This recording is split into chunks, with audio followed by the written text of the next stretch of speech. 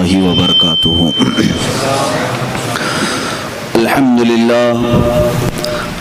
لله الحنان المنان الذي خلق الإنسان وعلمه البيان، والصلاة والسلام على رسوله سيد الإنس والجان وعلى آله وأصحابه ذوي الخير والإحسان، أما بعد فأعوذ بالله من الشيطان الرجيم. بسم الله الرحمن الرحيم. ألا إن أولياء الله لا خوف عليهم ولا هم يحزنون الذين آمنوا وكانوا يتقون. صدق الله مولانا العظيم وبلغنا رسوله النبي الأمين المتين المختار الكريم، ونحن على ذلك لمن الشاهدين والشاكرين والحمد لله رب العالمين. بارگاہ رسالت معاب صلی اللہ تعالی علیہ وسلم میں درود پاک کا ہدیہ پیش کریں. اللہم صلی علی سیدنا و مولانا محمد معدن الجود والکرم وآلہ واصحابہ الکرام وابنہ الکریم وبارک وسلم صلاة دائمتا سرمدا ابدا. سرورا شاہا کریمہ دستگیرہ اشرفا، حرمت روح پیمبر یک نظر کن سوئے ماں.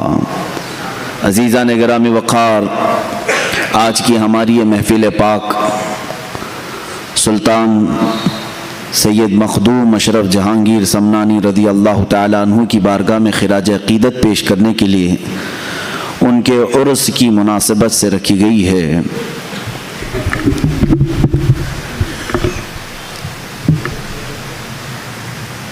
یقیناً ہندوستان کے اکابر اولیاء کاملین میں ایک نام سلطان مخدوم اشرف سمنانی رضی اللہ تعالیٰ عنہ کا ہے. میرے عزیزو، حضرت سیدنا مخدوم اشرف سمنانی رضی اللہ تعالیٰ عنہ کی بارگاہ میں ہم غلام آج خراج عقیدت پیش کرنے آئے ہیں، تو بڑے ادب کے ساتھ بیٹھو، بڑی توجہ کے ساتھ سنو. اس عظیم مرتبت شخصیت کا میں تذکرہ کر رہا ہوں جن کے متعلق اولیاء کاملین نے فرمایا پوری امت محمدیہ میں دو اولیاء کرام کو جو فضیلت حاصل ہے وہ کسی اور کو نہیں ہے. کس معنی میں؟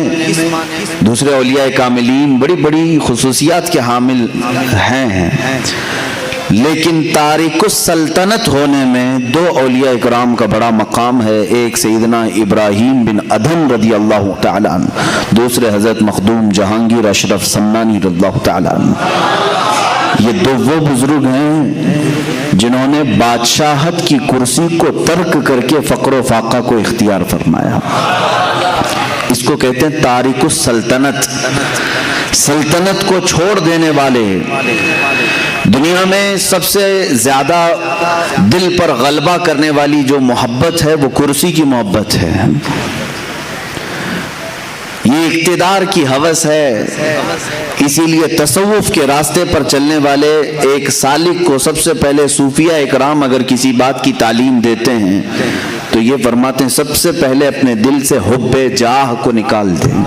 حب جاہ کہتے ہیں کسی مقام کی خواہش رکھنا، کسی عہدے کی، کسی منصب کی خواہش رکھنا. یہ زہر بن جاتا ہے کبھی کبھار، اور اس عہدے کے لیے، منصب کے لیے، اس جاہ کے لیے بندہ کبھی کبھار اپنے اولاد کی قربانی دیتا ہے، کبھی کبھار اپنے دین اسلام کی بھی قربانی دیتا ہے، خداوند قدیر و جبار کو بھی چھوڑ دیتا ہے.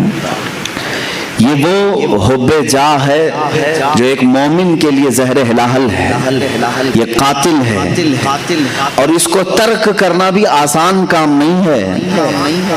میں آج اس عظیم السلطنت، عظیم سلطان مخدوم جہانگیر اشرف سمنانی رضی اللہ تعالیٰ عنہ کے قدموں سے وابستہ ہو کر عرض کروں گا. 708 ہجری یعنی 8ویں صدی ہجری چل رہی تھی. اب یہ 15ویں صدی ہے. 8ویں صدی ہجری میں سمنان ایک علاقہ ہے ایران کا. ایران پہلے خراسان کہلاتا تھا. خراسان میں افغانستان کا کچھ حصہ، اب کے موجودہ رشیا کا بھی کچھ حصہ، رشیا نہیں اب وہ ٹکڑے ہو چکے ہیں سوویت یونین کے، اور ایران کا کچھ حصہ ملا کر خراسان کہلاتا تھا. خراسان کی حکومت کا جو دارالسلطنت ہوا کرتا تھا وہ سمنان ہے، کیپٹل سٹی. اور سمنان کی جو حکومت تھی اس کا خاصہ یہ تھا، اس کی اسپیشلٹی یہ تھی کہ یہ حکومت ہمیشہ سادات کی بارگاہ میں ہوا کرتی تھی. آل رسول اس تخت پر بیٹھتے تھے. سمنان کی حکومت کو سنبھالنے والے سادات ہوا کرتے تھے، بادشاہ بھی سادات میں سے ہی تھے. حضرت سیدنا ابراہیم نور بخشی رضی اللہ تعالیٰ عنہ جو مخدوم اشرف سمنانی رضی اللہ تعالیٰ عنہ کے والد ہیں، یہ سلطنت پر بیٹھے ہوئے کافی عرصہ گزار چکے تھے. ان کے گھر میں 3 بچیاں تھیں، 3 لڑکیاں تھیں، لیکن فرزند نہیں تھا، کوئی نرینہ ولد بیٹا نہیں تھا. تو کبھی کبھار مایوس رہتے تھے کہ کیا یہاں سے یہ سلطنت کا نظام جو سادات کے گھر میں چل رہا ہے ختم ہو جائے گا. آپ کی جو زوجہ محترمہ تھیں حضرت خدیجہ رضی اللہ تعالیٰ عنہ، وہ ایک ایسی پرہیزگار خاتون تھیں کہ ان کی زندگی میں تہجد قضا نہیں ہوئی. حضرت ابراہیم کی زوجہ حضرت خدیجہ، ان کو رابعہ ثانیہ کہا جاتا تھا. اپنے زمانے کی یہ دوسری رابعہ ہے. یہ بھی ملول رہتی تھی، غمگین رہتی تھی. 3 لڑکیاں ہونے کے بعد تقریباً 8 سال کا عرصہ گزر چکا تھا. رات کو تہجد کے وقت اٹھیں اور بارگاہ صمد میں، رب ذوالجلال کی بارگاہ میں روتے روتے پھوٹ کر رونے لگ گئیں. دعا کرتے کرتے رو پڑی اس طرح سے کہ اے رب ذوالجلال، تیرے دربار میں آج ہاتھ پھیلائی ہوں، میرے گھر کوئی اب وارث نہیں. اور یہ پڑھنے لگی ربی لا تذرنی فردن وانت خیر الوارثین. ایک نبی کی دعا ہے. اور پھر اپنے آپ پر یہ ملامت کے طور پر کہنے لگی کہ تو بھی کیسی خاتون ہے کہ رب تبارک و تعالیٰ کی منشا اور اس کی مرضی میں خلل کیسے ڈال سکتی ہے. اس سے وہ چیز کیوں سوال کرے جو تیرے حق میں نہ ہو. اگر میری قسمت میں نہ ہو تو اسے جھنجھوڑنا کیوں. اخیر میں یہ کہتے ہوئے سو گئیں کہ اے مولا، تیری منشا اور تیری رضا پر میں مکمل راضی ہوں. رات کو سوئیں تو خواب میں انہی کے سلسلے کے ایک بزرگ نے احمد یسوعی رضی اللہ تعالیٰ عنہ تشریف لائے اور کہا اے میری بیٹی گھبراتی کیوں ہے؟ اللہ تبارک و تعالیٰ نے مجھے بھیجا ہے تجھے بشارت دینے کے لیے کہ تیری گود میں عنقریب ایک مہتاب ولایت چمکے گا، ولایت کا چاند چمکے گا، اور ایک نہیں اللہ تجھے 2 عطا فرمائے گا. وہ صبح اٹھی تو اپنے شوہر کو خواب بیان کرنے لگی. میں نے ایک بزرگ کو خواب میں دیکھا، سلسلے کے بزرگ تھے، انہوں نے اس طرح کی بشارت دی ہے. حضرت ابراہیم رحمت اللہ تعالیٰ علیہ فرمانے لگے ہماری عمر کافی ہو چکی ہے، اولاد کا کوئی اس طرح سے سلسلہ نظر نہیں آتا. بہرحال شام کا وقت تھا. یہ عالی شان محل ہے سلطان کا، سمنان کی بادشاہت کا محل ہے جس میں بادشاہ اور ملکہ دونوں اپنے محل کے خصوصی حجرے میں ہیں. اچانک دیکھا حجرے کے کمرے کے باہر ایک مجذوب بزرگ، ان کا نام بھی ابراہیم تھا، وہ تشریف لائے ہیں. انہیں سارا علاقہ جانتا تھا یہ مجذوب ولی ہیں، یہ پل میں ادھر ہوتے ہیں، پل میں ادھر ہوتے ہیں، کہیں غائب ہو جاتے ہیں. آپ نے اچانک حضرت ابراہیم کو دیکھا تو سلطان ابراہیم چونک گئے. کہا میرے محل میں آنے کے لیے سپاہی پہرے دار ہوتے ہیں، وزیر کھڑے ہوتے ہیں، آپ تشریف لائے. سپاہیوں کی جیسی نظر مجذوب بزرگ پر پڑی تو وہ کپ کپانے لگے کہ سارے دروازے بند ہیں، ساری فصیلوں پر پہرے دار ہیں، ہمیں کسی کو نہیں معلوم کہ یہ آئے کہاں سے. حضرت ابراہیم مجذوب نے کہا یہ سب چھوڑو، کہاں سے آئے ہیں ان سے پوچھا ہے ابراہیم تو اپنی بیوی کے ساتھ اس بات کا غم منا رہا ہے کہ تجھے کوئی بیٹا نہیں ہے، تجھے کوئی بیٹا نہیں ہے؟ یہ مجذوبوں کی بات تو سنیں، کہتے ہیں کیا میرے ساتھ ایک سودا کرے گا؟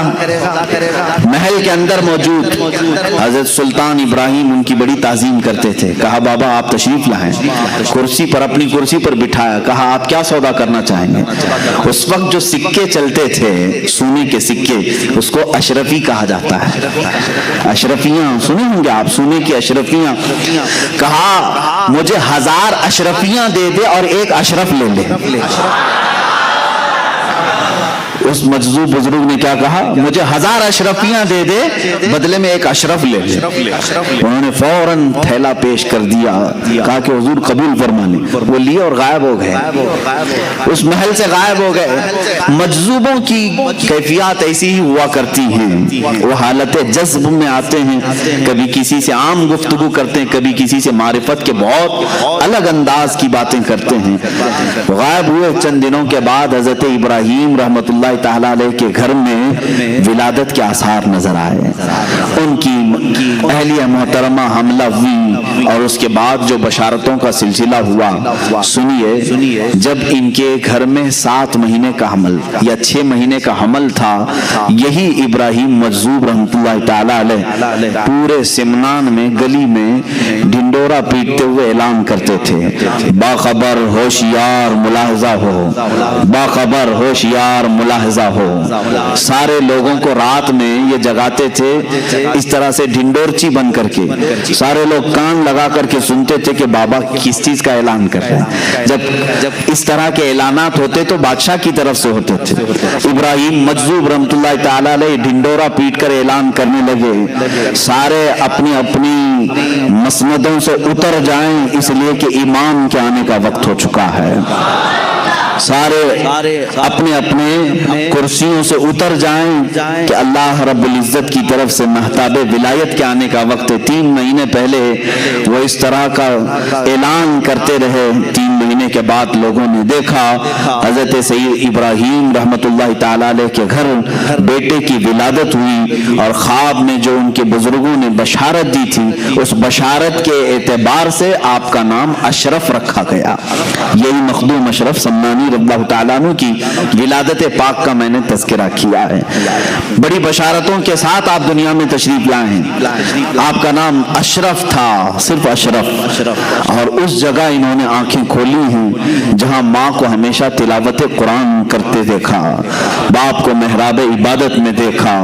جب آپ 4 سال کے قریب کے ہوئے، آپ کو حضرت عماد الدین تبریزی رحمت اللہ تعالیٰ علیہ بڑے وقت کے عالم دین تھے، ان کی بارگاہ میں تعلیم کے لیے رکھا گیا۔ وہ تعلیق مقرر ہوئے بادشاہ کے صاحبزادے کی تعلیم کے لیے۔ 4 سال 4 مہینے 4 دن میں یہ قرآن پاک جو شروع کرتے ہیں 1 سال میں مکمل حافظ قرآن بن چکے تھے۔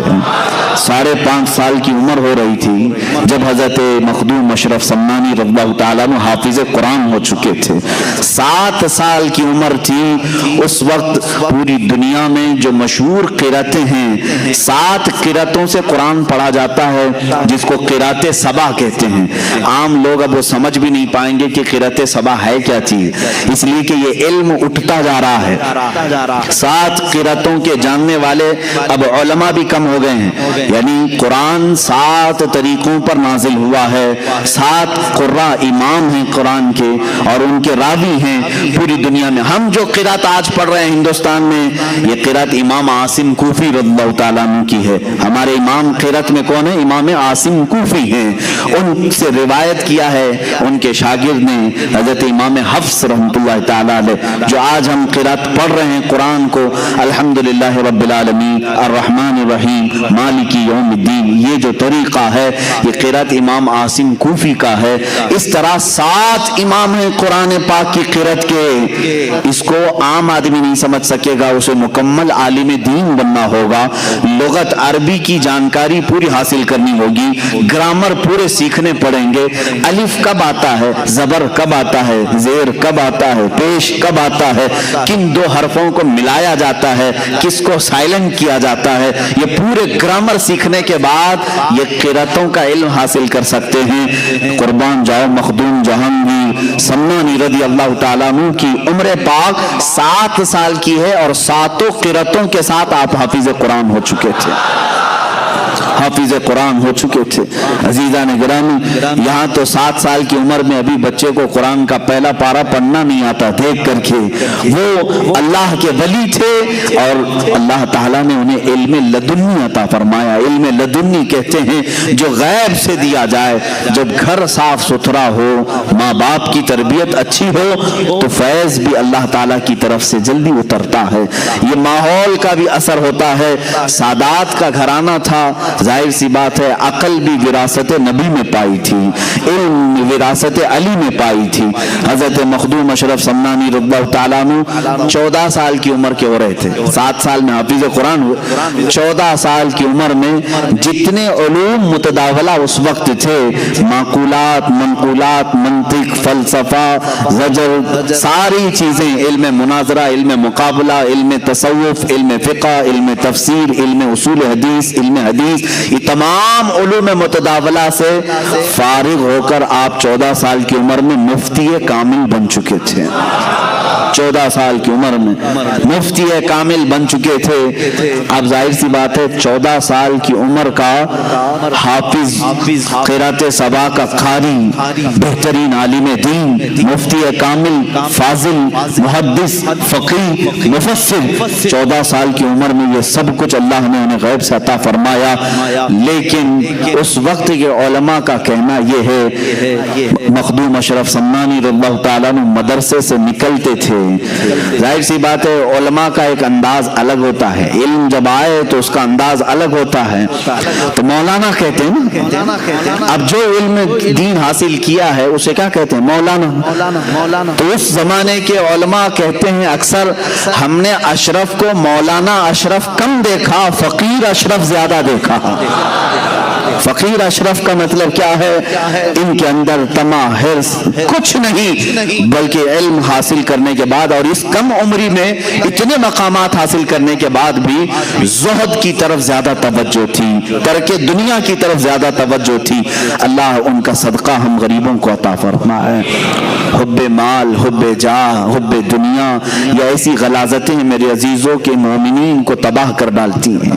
مخدوم اشرف سمنانی رضی اللہ تعالیٰ 14 سال کی عمر میں کن کن علوم سے آپ بہرہ مند ہو چکے تھے؟ حافظ، قاری قرآن، وہ بھی 7 قرأتوں کے امام، عالم دین، فاضل دین، مفتی کامل، مفسر، فقیہ، محدث، یہ سب ہونے کے بعد 15ویں سال کی آپ کی عمر مبارک تھی۔ میں شروع سے چل رہا ہوں آپ کی سیرت طیبہ پر۔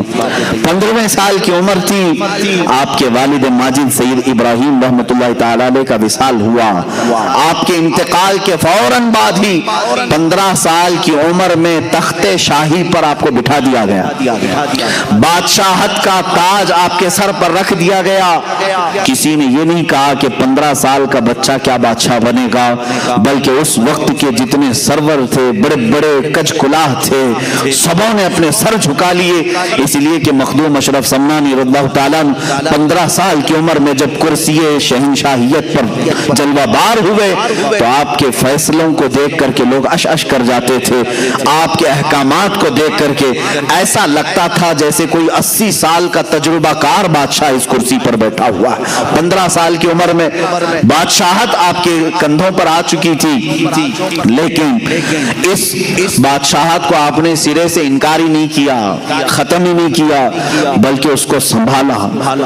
اس کو سنبھالا کتنے سال؟ 10 سال تک उस अदल की कुर्सी पर आप कायम रहे और पूरे सिमनान को अदल इंसाफ से भर दिया।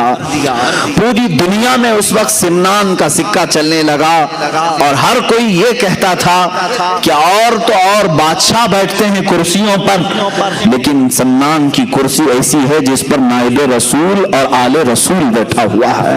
यह कुर्सी सिमनान की कुर्सी की खुसूसियत थी, रसूलुल्लाह का बेटा बैठा है और रसूलुल्लाह का नायब बनकर बैठा है, इल्म दीन का वारिस भी है और ज़ुहद इत्तक़ा भी है और अल्लाह रब्बुल इज़्ज़त की अता करदा बेशुमार नेमतों से सरफराज भी है। मखदूम अशरफ समनानी रज़ियल्लाहु ताला 10 साल उस कुर्सी शहंशाहियत पर जलवाबार रहे। उसके बाद मामलात ऐसे थे कि इस बादशाहत की कुर्सी पर रहते हुए भी आपका दिल रात के वक्त मुसल्ले की तरफ लगा रहता। दिन भर अगर रियाया के मामलात देखते, वज़रा सिपाहियों के हालात देखते, रात के वक्त आते और तन्हाई में पूरी रात मुसल्ले पर गुजार देते थे। रात का एक मुख्तसर हिस्सा आप सोने के लिए रखते, बल्कि 1/3 हिस्सा मुकम्मल इबादत इलाही के लिए आपने वक्त किया था। है कोई आज का थोड़े से पैसे जिसके पास आए वो खड़ा होकर के दिखाए रात को? ये बादशाहत जिसके पास है वो सारी सल्तनत का भार उनके कंधों पर होता है, पूरी रियाया का बोझ उनके कंधों पर होता है। ये सब चीजें रखने के बावजूद मखदूम अशरफ समनानी रज़ियल्लाहु ताला अन्हु की जिंदगी में कभी आप ये नहीं पाओगे कि इन्होंने रियाया की खिदमत करते करते कभी अपने रब की नाफरमानी कर दी हो या अपने रब तबारक व तआला की इबादतों में कमी की हो। कभी नहीं, दिल उसमें लगा ही रहता।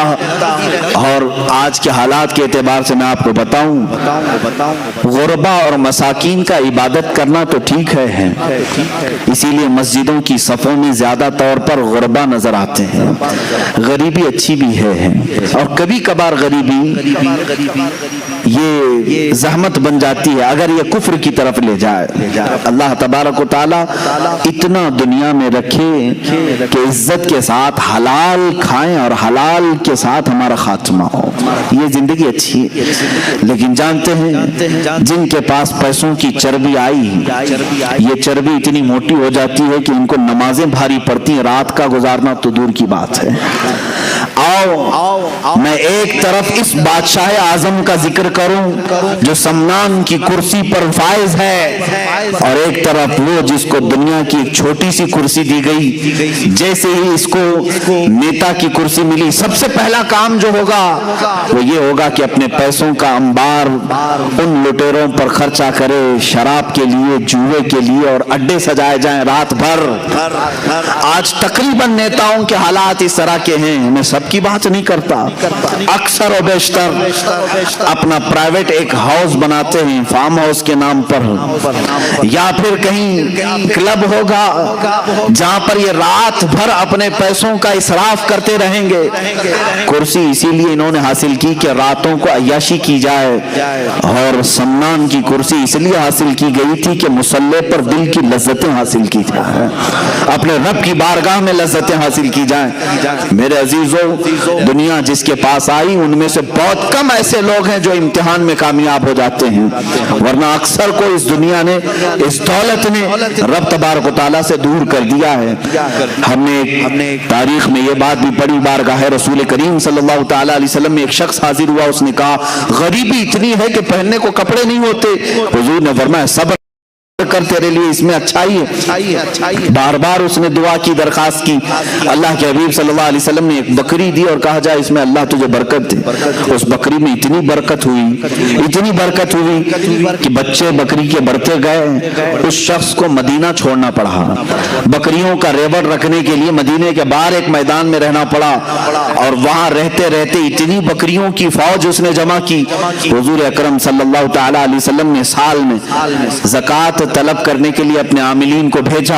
कहा अल्लाह रब्बुल इज्जत का हुक्म है जिसके पास 100 बकरियां हो उसमें से 5 बकरियां ज़कात में निकाली जाएं।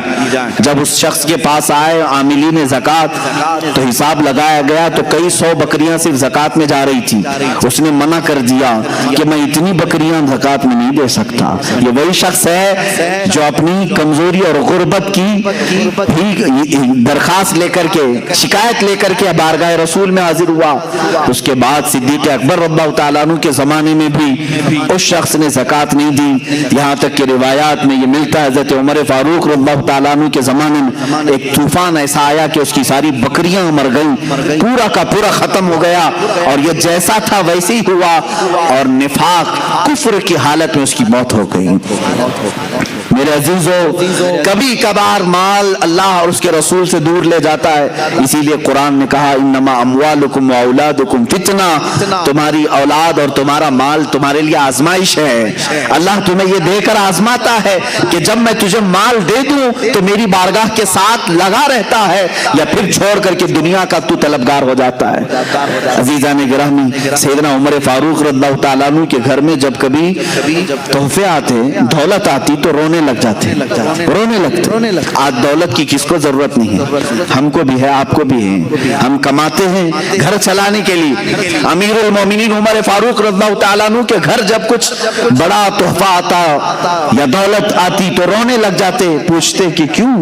فرماتے ہیں دولت جب بھی آتی ہے تو ساتھ میں اللہ کا امتحان بھی آتا ہے، مولا مجھے آزمانا چاہ رہا ہے، کہیں میں اس کے جمع خرچ کے حساب کتاب میں اللہ کی عبادت کو نہ بھول جاؤں۔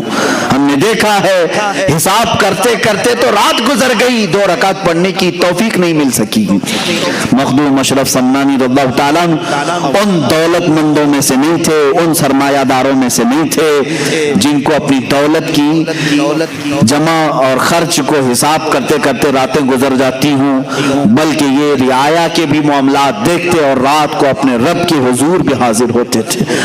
ظاہر سی بات ہے یہ سلسلہ زیادہ دن تک چلتا نہیں، 2 چیزیں ایک ساتھ چلانا بہت مشکل امر ہے۔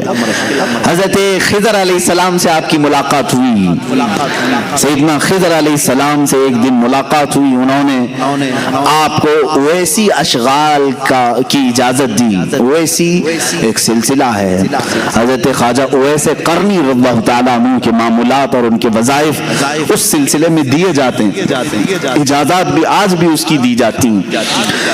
ویسی اشغال کی اجازتیں دیں اور کہا ایک اسم اعظم کا ذکر کرنا لیکن زبان نہ ہلانا۔ حضرت خضر علیہ السلام نے اس کی مشق کرائی، کس کو؟ مخدوم اشرف سمنانی رضی اللہ تعالیٰ عنہ۔ وہ ذکر اس طرح کا ہوتا کہ زبان نہیں ہلتی لیکن دل سے اسے کہا جانے لگتا، اسم اللہ ہے یا اسم اعظم جو بھی انہیں تعلیم دی گئی۔ ایک وقت ایسا آیا کہ اس کی مشق کے بعد آپ جہاں بیٹھتے مخدوم اشرف سمنانی رضی اللہ تعالیٰ عنہ، آپ کی زبان بند ہوتی، دل سے وہ ذکر کی آواز آنے لگتی تھی، جو لوگ قریب ہوتے وہ سنتے تھے۔ یہ پاس انفاس اس کو کہتے ہیں، سانسوں کو روک لینا، یہ بھی اس میں تعلیم دی جاتی۔ چند دنوں کے بعد جب ذکر کی لذت کسی کو ملنے لگ جاتی ہے تو پھر دنیاوی تمام تر ثمرات میں اس کا کوئی دل نہیں لگتا۔ آخر وہ دن بھی آیا جب آپ کو اس بادشاہت سے اور اس کرسی سے میلان ہٹتا گیا اور اس کی طرف سے آپ دور ہونے کی کوشش مسلسل کرتے رہے۔ اپنی والدہ ماجدہ کے پاس حاضر ہوئے، کہا بس ہو گیا، میں نے 10 سال اس سلطنت کو چلایا، کہیں پر بھی میں نے اللہ اور اس کے رسول کی نافرمانی نہیں کی، عدل سے میں نے پورے سمنان کو بھر دیا۔ اب میں چاہتا ہوں کہ میری بقیہ زندگی اللہ کے حضور میں فقر کے ساتھ گزاروں، فقر کے ساتھ گزاروں، زہد کے ساتھ گزاروں۔ ماں نے اجازت دی۔ حضرت مخدوم اشرف سمنانی رضی اللہ تعالیٰ عنہ جیسی ماں سے گفتگو کرتے، دوسرے ہی دن رعایا کو طلب کیا، سارے سپاہیوں وزیروں کو، اور سلطنت کا یہ پورا مجمع جب جمع ہوا تو آپ نے علل اعلان اپنا تاج نکال کر اپنے چھوٹے بھائی حضرت سید محمد عارف رحمت اللہ تعالیٰ علیہ کو پہنایا اور کہا میرے بعد اس تخت کے جانشین یہ ہیں۔ ان کے چھوٹے بھائی تھے، آپ کا نام اشرف تھا، ان کا نام عارف تھا۔ حضرت سلطان سید محمد عارف رحمت اللہ تعالیٰ علیہ کو پہنایا اور اسی وقت رخت سفر باندھا کہ میں اب سفر کے لیے نکل چلتا ہوں۔ کہاں جائیں گے؟ اولیاء کاملین جب سفر کے لیے اٹھتے تھے تو ان کی منزل صرف اللہ رب العزت کی رضا ہوتی، کوئی پرٹیکولر گاؤں نہیں ہوتا، وہ نکل چلتے تھے۔ بس مجھے اس سمنان کی बादशाहाना जिंदगी से निकलना है। आपकी वालिदा माजिदा ने कहा, ये अलल ऐलान मत कहो, सादात की ये कुर्सी है, बादशाहत कई सालों से हमारे खानदान में चली है, तुम जा रहे हो ठीक है, लेकिन एक काम करो, चंद वजीरों को सिपाहियों को साथ में ले जाओ ताकि दुनिया ये समझेगी कि बादशाह किसी मुहिम पर जा रहा है, फिर लौटेगा। आपकी माँ के हुक्म पर आपने चंद वजीरों और सिपाहियों को साथ लिया और निकल पड़े। समनान के हुदूद से जब बाहर आए, आप जब समरकंद की तरफ, जो आज उज़्बेकिस्तान का एक इलाका है, पहले जो रशिया में था, उस तरफ की आपने सफर का इरादा फरमाया, बीच रास्ते में सारे सिपाहियों और वजीरों को वापस कर दिया और कहा, अब इस सफर में मुझे तन्हा छोड़ दो, मैं हूं और मेरा हामी व नासिर व मददगार मेरा मौला है। सफर पर निकले। मखदूम अशरफ समनानी रज़ियल्लाहु ताला अन्हु जिस वक्त सफर के लिए निकले थे, उस वक्त आपकी उम्र सिर्फ 26 साल की थी। यहां से दो चीजें मुझे मिलती हैं। जिंदगी गुजारने के लिए अल्लाह ताला ने तुम्हें दो तरीके की नियामतें अता की हैं। जब तुम्हारे पास माल आए तो इससे लुत्फ उठाओ, माल आए, दुनिया आए, इससे लुत्फ उठाओ अल्लाह की इबादतों के साथ। लेकिन मैं ये चाहता हूं कि कभी फक्र और ज़ुहद को भी इख्तियार करना चाहिए। ये मेरे लिए, अपने लिए भी नसीहत है और सबके लिए भी नसीहत है। हमने इन औलिया कामिलीन की जिंदगी में देखा, ये तख्त पर भी बैठे हैं और गुदड़ी भी पहने हैं। जिंदगी में कभी आपके ऐसे भी मामलात हों। आज आपने बहुत आलीशान बंगला बनाया है, अच्छी बात है, मैं इसके खिलाफ नहीं जाऊंगा। आपकी बड़ी सी बड़ी इमारत बनाओ, अच्छे घर में रह रहे हो, लेकिन कभी ऐसा भी करो कि जिंदगी में एक दिन अपने सारे बच्चों को लेकर कहो कि आज हम फाका इख्तियार करेंगे, दुनिया को दिखाने के लिए नहीं, हम सिर्फ खजूर पर सहरी करते हैं, खजूर पर इफ्तार करते हैं, इसलिए कि अल्लाह की बहुत बड़ी नियामतें हमारे पास मौजूद हैं, लेकिन अल्लाह को इज्ज़ व इंकिसारी और फक्र व फाका भी पसंद है। ये हम अपनी जिंदगी में कर सकते हैं कि नहीं कर सकते? अच्छी नियामतें खाओ। मैं ये नहीं कह रहा कि आप बिरयानी ना खाओ, चिकन मटन ना खाओ, सब खाते रहे, आप हलाल जो चीजें खाएं, लेकिन हमारी जिंदगी में खाओ, महीने में एक दिन हो या हफ्ते में एक दिन हो, ऐसा आना चाहिए जिसमें हम ज़ुहद भी करें। ज़ुहद कहते हैं तर्क दुनिया को, ख्वाहिशात से दूरी।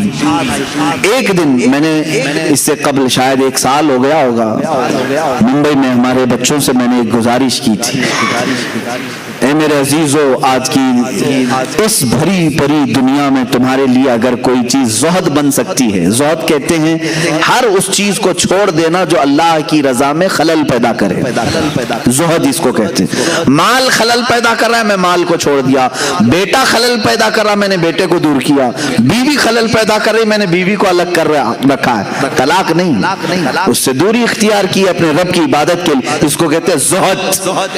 ये ज़ुहद है। मैंने ये अपने बच्चों से गुजारिश की थी, इस जमाने में सबसे बड़ा ज़ुहद क्या है मेरे अपने नजर में, मैं इसको बड़ा नहीं कहूंगा, लेकिन मैं अपनी आज के हालात देख रहा हूं। तुम्हारी जिंदगी में एक दिन ऐसा भी ले आओ, हफ्ते में एक दिन या महीने में, कि मैं सुबह से लेकर शाम तक इस मोबाइल को हाथ भी नहीं लगाऊंगा। हालांकि मोबाइल अच्छाइयों के लिए भी इस्तेमाल है, एक दूसरे से ताल्लुकात और एक दूसरे के लिए पैगाम रसानी का काम करता है, इसकी कुल इस्तेमाल खराब नहीं है, लेकिन खराबियों का शुमार इसमें ज्यादा है। और इंसान की फितरत ये है, कुरान कहता है बल युरीदुल इंसानु लियफजुर अमामा, इंसान ये चाहता है कि उसकी आंखों के सामने बेहयाई की जाए, वो बेहयाई को देखना ज्यादा पसंद करता है, इंसान की फितरत है। तुम अगर रोजा रख सकते हो तो इसका इंटरनेट का रोजा रख करके दिखाओ। ये बात मैं इसलिए कह रहा हूं कि आज हर कस और नाकस इसका एडिक्ट बन चुका है। जैसे नशा नहीं छोड़ सकते, इस तरह से इसको छोड़ना बहुत मुश्किल है। आज लोग अपने माँ बाप, अपने भाई बहन, अपनी बीवी बच्चों से तो दूर रख सकते हैं, इंटरनेट और मोबाइल से दूर रहना इनके लिए बहुत ही दिक्कत की बात है। کچھ نوجوانوں کو اس کا ریہرسل کرایا گیا، میں خود بھی کیا ہوں، الحمدللہ خود بھی کیا ہوں ضروریات کے مطابق۔ جب میں دوسروں کو تلقین کر رہا ہوں تو خود اس پر عمل بھی کروں۔ جن بچوں نے مجھے رپورٹ آ کر کے بتائی کہ صبح کے وقت ہم نے ترک کر کے رکھا، دوپہر ہونے سے پہلے ہاتھوں میں کھجلی شروع ہوئی، بے چینی شروع ہوئی، کبھی آنکھوں میں بے چینی، کبھی بدن میں بے چینی۔ ظاہر سی بات ہے جو نشہ کا عادی ہے، نشہ نہ کرے تو اس کے جسم میں ہلچل ہوتی ہے۔ اسی طرح میرے عزیزوں، خواہے نہ خواہے، چاہے نہ چاہے، ہم کسی چیز کے آج غلام بنے ہوئے ہیں۔ اگر تم زہد کر سکتے ہو تو کر کے دکھاؤ۔ آج کے زمانے میں مخدوم اشرف سمنانی رضی اللہ تعالیٰ عنہ اپنی زندگی میں ایسی کسی چھوٹی چیز کو انہوں نے نہیں چھوڑا تھا۔ وہ اتنی بڑی کرسی تھی جس کو بادشاہت کی کرسی کہتے ہیں، جس کو حاصل کرنے کے لیے پتہ نہیں کتنے قتل و قتال ہوتے ہیں، کتنوں کی جانیں بہائی جاتی، کتنوں سے جھوٹے وعدے کیے جاتے ہیں، کتنوں کے اوپر تلواریں کھینچی جاتی۔ اس کرسی کو حاصل کرنے کے لیے انسان کیا نہیں کرتا ہے، سب کرنے کے بعد کرسیوں پر چھپک کر بیٹھتے ہیں، چھوڑتے نہیں۔ مخدوم سمنا رحمت اللہ تعالی علیہ نے نہ اس کو حاصل کرنے کے لیے کوئی محنت کی تھی، بلکہ ان کے والد گرامی سے یہ وراثت میں آئی تھی، اور چھوڑنے کے لیے انہوں نے کوئی پس و پیش بھی نہیں کیا تھا کہ شرط رکھ کر کے دیا ہو کہ اتنا مجھے دے دے تو میں یہ کرسی چھوڑ دوں گا، جیسے ایم ایل اے بکتے ہیں، اتنے پیسے دے دو تو میں تیری پارٹی میں آ جاؤں گا، ادھر کی رکنیت چھوڑ دوں گا، ممبرشپ ختم کر لوں گا۔ مخدوم سمنا رحمت اللہ تعالی علیہ صرف اور صرف اپنے رب کی رضا حاصل کرنے کے لیے اپنے بھائی کی تاج پوشی کی، اور ہمیشہ کے لیے سمنان چھوڑ کر آئے۔ دوبارہ کبھی سمنان واپس نہیں گئے، کبھی واپس نہیں گئے۔ آپ کی عمر تقریباً 100 سال کی ہوئی ہے۔ مخدوم اشرف سمنانی رضی اللہ تعالیٰ عنہ 708 ہجری میں پیدا ہوئے اور 808 ہجری میں وصال ہوا ہے، اور بعض روایات میں 96 برس کی ہیں، لیکن تقریباً 100 سال کی عمر، 25 سال کی عمر میں اپنا عزیز وطن، پیدائشی وطن، اپنے ماں باپ کا وطن چھوڑا ہوا یہ مرد قلندر باقی 75 سال کی عمر میں کبھی بھی اس طرف کا رخ نہیں کیا۔ کیوں؟ فرماتے ہیں ایک بار جس چیز کی لذت نکل گئی اسے دیکھنا بھی ہمارے لیے جائز نہیں، دیکھنا بھی اس کے لیے وہ ممنوع سمجھتے تھے۔ عزیزان گرامی وقار، مخدوم اشرف سمنانی رضی اللہ تعالیٰ جب نکلے تو اس کرسی کو ختم کر کے جو نکلے، چھوڑ کر کے نکلے، یہ تارک السلطنت کہتے ہیں۔ پورے رسول کریم صلی اللہ علیہ وسلم کی امت میں صرف 2 ولی ایسے گزرے جنہوں نے بادشاہت کو چھوڑا ہے، ایک حضرت ابراہیم بن ادھم، دوسرے مخدوم اشرف جہانگیر سمنانی رضی اللہ عنہ۔ وہ بلخ کی بادشاہت چھوڑ کر نکلے تھے اور یہ سمنان کی بادشاہت چھوڑ کر، دونوں کے حال ایسے ہی ہیں۔ حضرت ابراہیم بن ادھم نکلے اور گدڑی پہن کر کے دریا کے کنارے بیٹھے رہتے تھے۔ ایک وقت تھا جو کرسی پر بیٹھتے اور ایک وقت ایسا کہ پتھریلی زمین پر دریا کے کنارے بیٹھے رہتے۔ مخدوم سمنا رحمت اللہ تعالی علیہ شاہی سواری پر سوار ہونے والے، لیکن جب سمرقند کا سفر کر رہے ہیں پیروں میں چپل تک نہیں تھے۔ یہ زہد آپ نے فرمایا، مجبوری نہ کہو اس کو، یہ مجبوری نہیں تھی، اپنے رب کی رضا کے لیے دنیا کا ترک تھا۔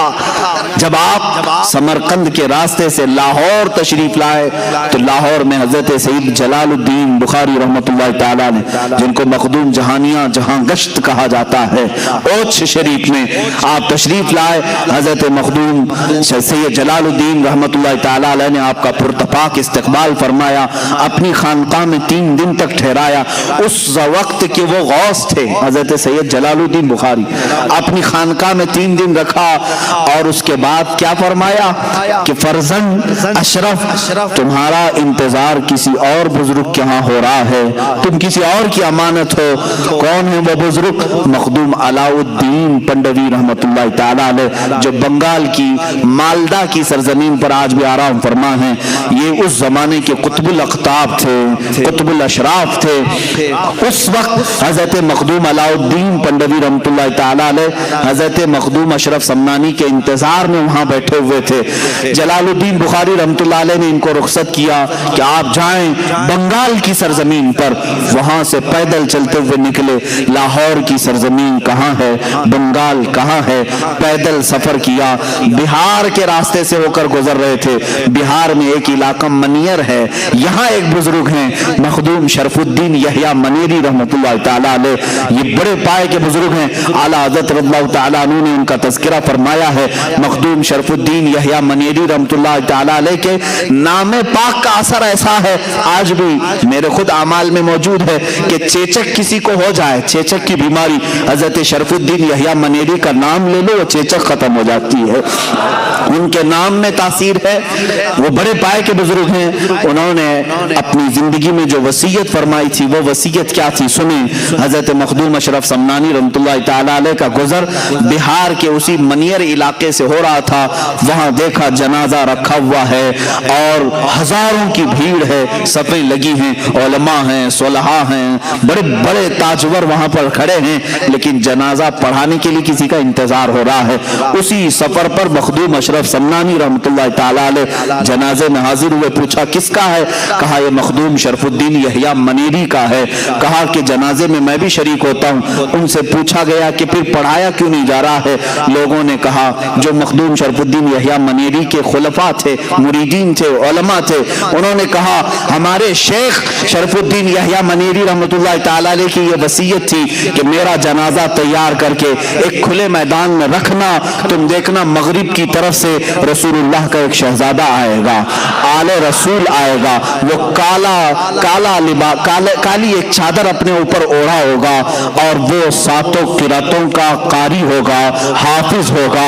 और ये तक उन्होंने बताया मखदूम शरफुद्दीन यहिया मनेरी रहमतुल्लाह अलैह ने अपने खुलफा से, तुम में से कोई भी जनाजा पढ़ाने की जुर्रत न करना, मेरा जनाजा वो सैयदुल अशराफ पढ़ाएगा जो अपनी एक सल्तनत को छोड़कर आ रहा होगा, बादशाह छोड़कर आ रहा होगा। मखदूम अशरफ समनानी से जब लोगों ने कहा, आपने फरमाया जिस अशरफ का उन्होंने तज़किरा किया है वो मैं ही हूँ। सारे उलमा व सुलहा ने आपके हाथ पर हाथ रखा और आपको आगे बढ़ाया। हजरत मखदूम शरफुद्दीन यहिया मनेरी रहमतुल्लाह ताला अलैह का जनाजा आपने बशारत के एतबार से खुद पढ़ाया, फिर वहां से आपने फिर सफर फरमाया। अजीजों, मैं आज तफसील जिक्र करूंगा मेरे मखदूम समना रहमतुल्लाह ताला अलैह की। आप हजरत मखदूम अलाउद्दीन पंडवी रहमतुल्लाह ताला अलैह की मुलाकात के लिए बंगाल मालदा जा रहे हैं। सफर बड़ा कठिन है, दरियाओं का भी सफर है, पहाड़ों का सफर है, जंगलात का सफर है, पैरों में सूजन आ चुकी थी, लेकिन सफर ये थकन कभी नहीं लाता था, थकान से चूर नहीं होते थे, सफर ही सफर है। हजरत मखदूम अलाउल हक पंडवी रहमतुल्लाह ताला अलैह अपनी खानका में इनका क्या हाल था, अल्लाह अल्लाह, बड़े बड़े मुजाहिदे करने वाले लोग। वहां पर हाल ये था कि लोग 15 साल 20 साल तक मुजाहिदे में बैठे होते थे। अलाउद्दीन पंडवी रहमतुल्लाह ताला अलैह के आस्थाने पर एक दिन दोपहर का वक्त है, ख्वाब में या जैसे ही आप नींद से बेदार हुए, बेकरारी के आलम में खड़े हो गए और अपने सारे लोगों से, मुरीदीन से कहा, बुए यार मी आयत, बुए यार मी आयत, मुझे मेरे यार की खुशबू आ रही है, मेरे अजीज की खुशबू आ रही है। लोगों ने कहा कि ये किसकी खुशबू है? कहा जिसके इंतजार में मेरी उम्र बीतती जा रही है, गालिबन वो इंतजार की घड़ियां खत्म हो रही हैं। सारे लोग बिल्कुल तजस्सुस के शिकार हो गए, आखिर वो है कौन जिसके लिए मखदूम अलाउद्दीन रहमतुल्लाह ताला अलैह अपना बिस्तर छोड़कर उठ गए, वजू फरमाया, सारे मुरीदीन खुलफा के साथ शहर से बाहर आए, शहर की सरहदों के पास आकर खड़े हुए तो देखा दूर तन्हाई का सफर करते हुए मखदूम जहांगीर अशरफ समनानी रहमतुल्लाह ताला अलैह तशरीफ ला रहे हैं। चेहरे पर गर्द है, गुबार है और लिबास पूरे सफर की अलामतें बता रहा है, जगह जगह से कांटों से फट चुका है। मखदूम अशरफ समनानी रहमतुल्लाह ताला अलैह जैसी आए, सारे मुरीदीन और खुलफा ने पूछा अपने पीर और मुर्शिद से, क्या ये वही है मुसाफिर? कहा हाँ, इसी की खुशबू मुझे शहर से बाहर तक ले आई है। आप खुद बाहर आगे बढ़ करके मखदूम सिमना रहमतुल्लाह ताला अलैह के चेहरे मुबारक को अपने सीने سے لگایا, ان کی پیشانی پر بوسہ دیا اور پالکی منگوائی. کہا کہ اس سید زادے کو پالکی پر بٹھاؤ. حضرت مخدوم اشرف سمنانی رحمۃ اللہ تعالی علیہ ادب کے لحاظ سے آپ نے بیٹھنے سے انکار کیا. اس کے بعد حضرت مخدوم علاء الحق پنڈوی رحمۃ اللہ تعالی علیہ خود پالکی پر بیٹھے اور اس شہزادہ اعظم کو اپنے ساتھ بٹھایا, خانقاہ لے آئے اور اس کے بعد اس دن جشن کا ماحول تھا. بھلا مجھے بتاؤ, کوئی پیر اپنے ایک مرید کا انتظار کر رہا ہو, کوئی شیخ اپنے ایک خلیفہ کا انتظار کر رہا ہو. حضرت مخدوم اشرف سمنانی رحمۃ اللہ تعالی علیہ خانقاہ میں آئے ہیں تو مریدین کی باتیں سنو. کیا کہتے ہیں؟ کہتے ہیں برسوں بعد ایسا لگ رہا تھا ٹھنڈی راتوں میں کوئی ایک سورج طلوع ہوا ہے, اس لیے کہ جشن کا سما تھا, ہر جگہ اجالا ہی اجالا تھا. دو چہرے اتنے چمکتے تھے, ایک علاء الحق پنڈوی کا, ایک مخدوم سمنا کا. دسترخوان بچھایا گیا ہے, دسترخوان بچھائے گئے, اعزاز میں روٹیاں رکھی گئیں, سالن لائے گئے اور وہاں پان کی گلوریاں پیش کی جاتی تھی, پان کھائے جاتے تھے. مخدوم سمنا رحمۃ اللہ تعالی علیہ دسترخوان پر سامنے بیٹھے ہیں. علاء الحق پنڈوی رحمۃ اللہ تعالی علیہ سب سے پہلا جملہ کیا فرمایا؟ اولیاء کا دسترخوان بھی کیسا ہوتا ہے. کہا تشت لاؤ ہاتھ دھلانے کے لیے, ہم بھی دسترخوان پر ہاتھ دھلاتے ہیں. مخدوم سمنا سے ان کے شیخ نے کہا, بیٹا فرزند اشرف اپنے ہاتھ دھو لو دنیا کی ہر لذت سے, دنیا کی ہر لذت سے ہاتھ دھو لو. آپ نے ہاتھ دھوتے ہوئے اپنے شیخ سے کہا کہ حضور والا, میرے مرشد گرامی, آپ کا یہ بیٹا, آپ کا یہ فرزند دنیا کی سب سے بڑی دولت جو کرسی ہوتی ہے اس بادشاہت سے ہی ہاتھ دھو کر کے آیا ہے. اور آپ نے ہاتھ دھو کر کے دسترخوان پر کھانا شروع فرمایا تو 4 لقمے سب سے پہلے مخدوم علاء الحق پنڈوی رحمۃ اللہ تعالی علیہ نے اپنے ہاتھ سے ان کے منہ میں رکھے اور ایک ایک لقمے پر کہا کہ کون کون سا لقمہ تھا. ایک طریقت کا تھا, ایک معرفت کا تھا, ایک اسرار و رموز کا تھا, ایک حقانیت کو پہنچنے والا تھا. یہ 4 لقمے کھلانے کے بعد اپنا صافہ, اپنا امامہ نکالا, مخدوم جہانگیر اشرف سمنانی کے سر پر باندھا اور کہا, بیٹا فرزند اشرف, میں زمانے سے اس خرقے کو سنبھالا ہوں, سلسلہ چشتیہ سلطان غریب نواز رضی اللہ تعالیٰ عنہ کی بارگاہ سے آیا ہوا یہ امامہ آج تک میرے پاس امانت تھا. اس سلسلہ چشتیہ کی ساری امانتیں میں نے تمہارے سر پر رکھ دی.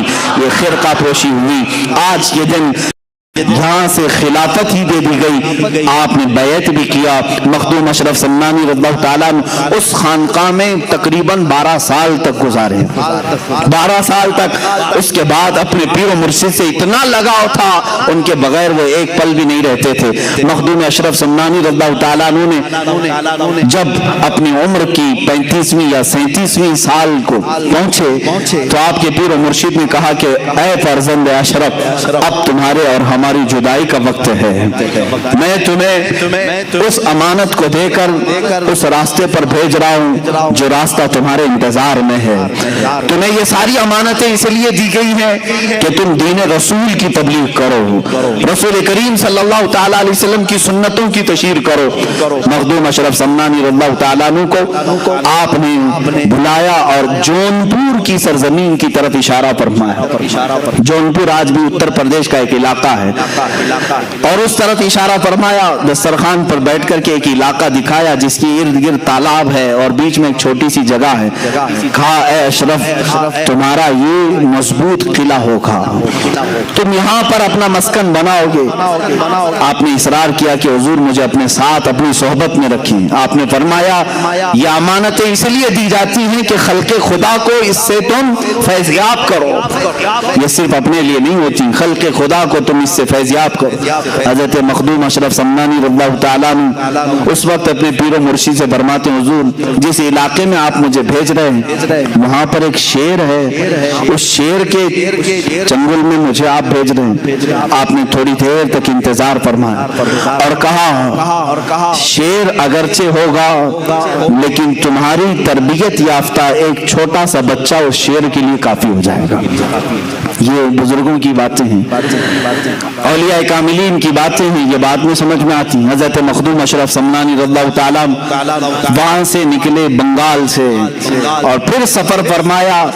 حضرت مخدوم سمنا رحمۃ اللہ تعالیٰ علیہ جب جانے لگے تو وہاں پر ایک عجیب سا سما تھا، لوگ یہ کہہ رہے تھے کہ ساری رونقیں اپنے ساتھ لے جا رہے ہیں، ساری رونقیں۔ 37 سال کی عمر میں مخدوم سمنا رحمۃ اللہ تعالیٰ علیہ جب اپنے پیر و مرشد سے خلافت اور سارے خرقہ وغیرہ لے کر کے نکلے تو آپ کے پیر و مرشد نے ہی آپ کو یہ لقب دیا کہ اب میرا یہ اشرف جہانگیر ہوگا۔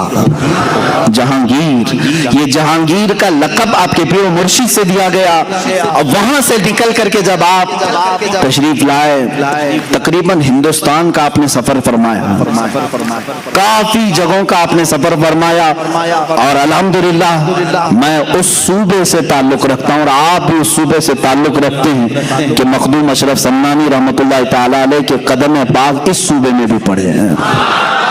آپ گلبرگہ شریف تشریف لائے تھے، گلبرگہ شریف کی سرزمین پر خواجہ بندہ نواز گیسو دراز رحمۃ اللہ تعالیٰ علیہ کے آستانے پر بھی آپ نے چلہ کشی فرمائی، اور یہی وہ مقام ہے جب آپ حضرت مخدوم اشرف سمنانی رحمۃ اللہ تعالیٰ علیہ اپنے ایک خیمے میں الگ رہا کرتے تھے سفر میں، آپ کے خلفاء مریدین ساتھ ہوتے، آپ کے ساتھ آپ کے شاگرد رشید، آپ کے خلف اکبر حضرت سیدنا عبد الرزاق نور العین رحمت اللہ تعالیٰ علیہ جو آپ کے بھانجے بھی ہیں، وہ ساتھ رہا کرتے تھے اکثر۔ ایک رات کو دیکھا حضرت مخدوم سمنا رحمت اللہ تعالیٰ علیہ کا خیمہ اتنا گرم لگ رہا تھا جیسے لگتا ہو کہ رات کے وقت سورج کی ساری تپش یہاں ہے، کسی کے داخل ہونے کی جرات نہیں ہو رہی تھی۔ حضرت مخدوم سمنا رحمت اللہ تعالیٰ علیہ اس خیمے کے اندر موجود ہیں، لوگوں نے اندر داخل ہونے کی کوشش کی، پھر حضرت سیدنا عبد الرزاق نور العین رحمۃ اللہ تعالیٰ علیہ اجازت لے کر خیمے میں آتے، کیا دیکھا کہ پیشانی پر بڑے بڑے پسینے کے قطرات ہیں اور پیشانی تیز چمک رہی ہے، اور آپ مصلے پر بیٹھے ہوئے ہیں۔ حضرت مخدوم سمنا رحمۃ اللہ تعالیٰ علیہ کی زندگی میں ایسی کیفیت کبھی کسی نے دیکھی نہیں تھی۔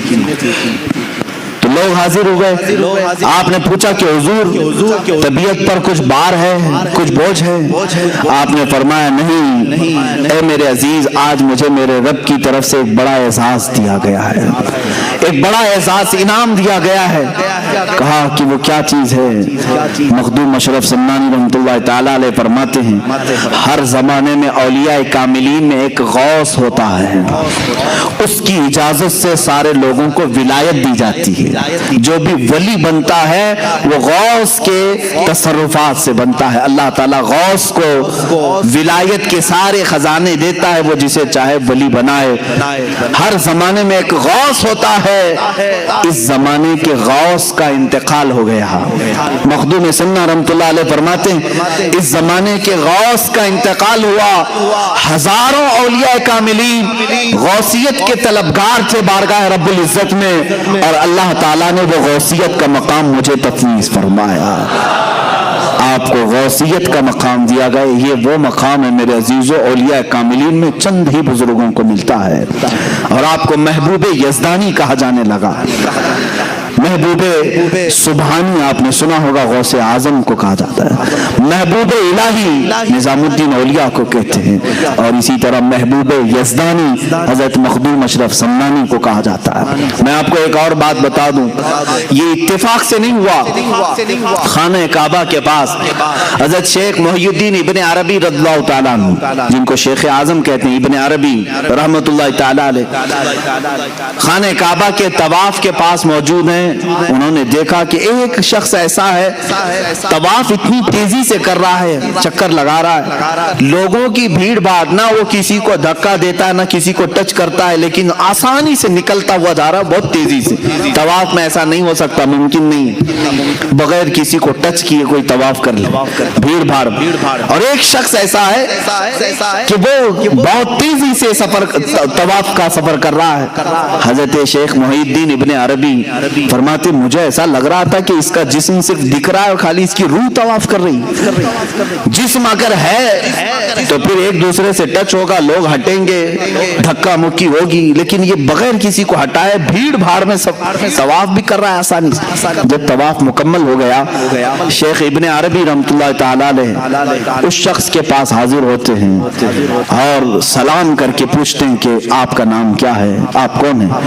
تو انہوں نے کہا میں ابو بکر سبتی ہوں. یہ شیخ سیدنا ابو بکر سبتی تھے. شیخ محی الدین ابن عربی رحمۃ اللہ تعالی علیہ اسی وقت سمجھ گئے کہ یہ کون ہے. ابو بکر سبتی اس وقت کے غوث تھے. کہا میں اس زمانے میں اس وقت کا غوث ہوں. کہا کہ حضور آپ کے بعد؟ کہا میرے بعد جلال الدین غوث ہوں گے, ان کے بعد مخدوم اشرف سمنانی غوث ہوں گے. یہ آپ کی غوثیت سے تقریباً 50 سال پہلے کی بات ہے یا 100 سال پہلے کی بات ہے, جب ہی آپ کے غوث ہونے کی بشارت دے دی گئی تھی, وہ بھی خانہ کعبہ کے طواف کے دوران. عزیزان گرامی, گلبرگہ شریف کی سرزمین پر آپ کو غوثیت کا تاج بھی رکھا گیا. اللہ تعالیٰ اس زمین سے ہماری وابستگی کو سدا قائم رکھے.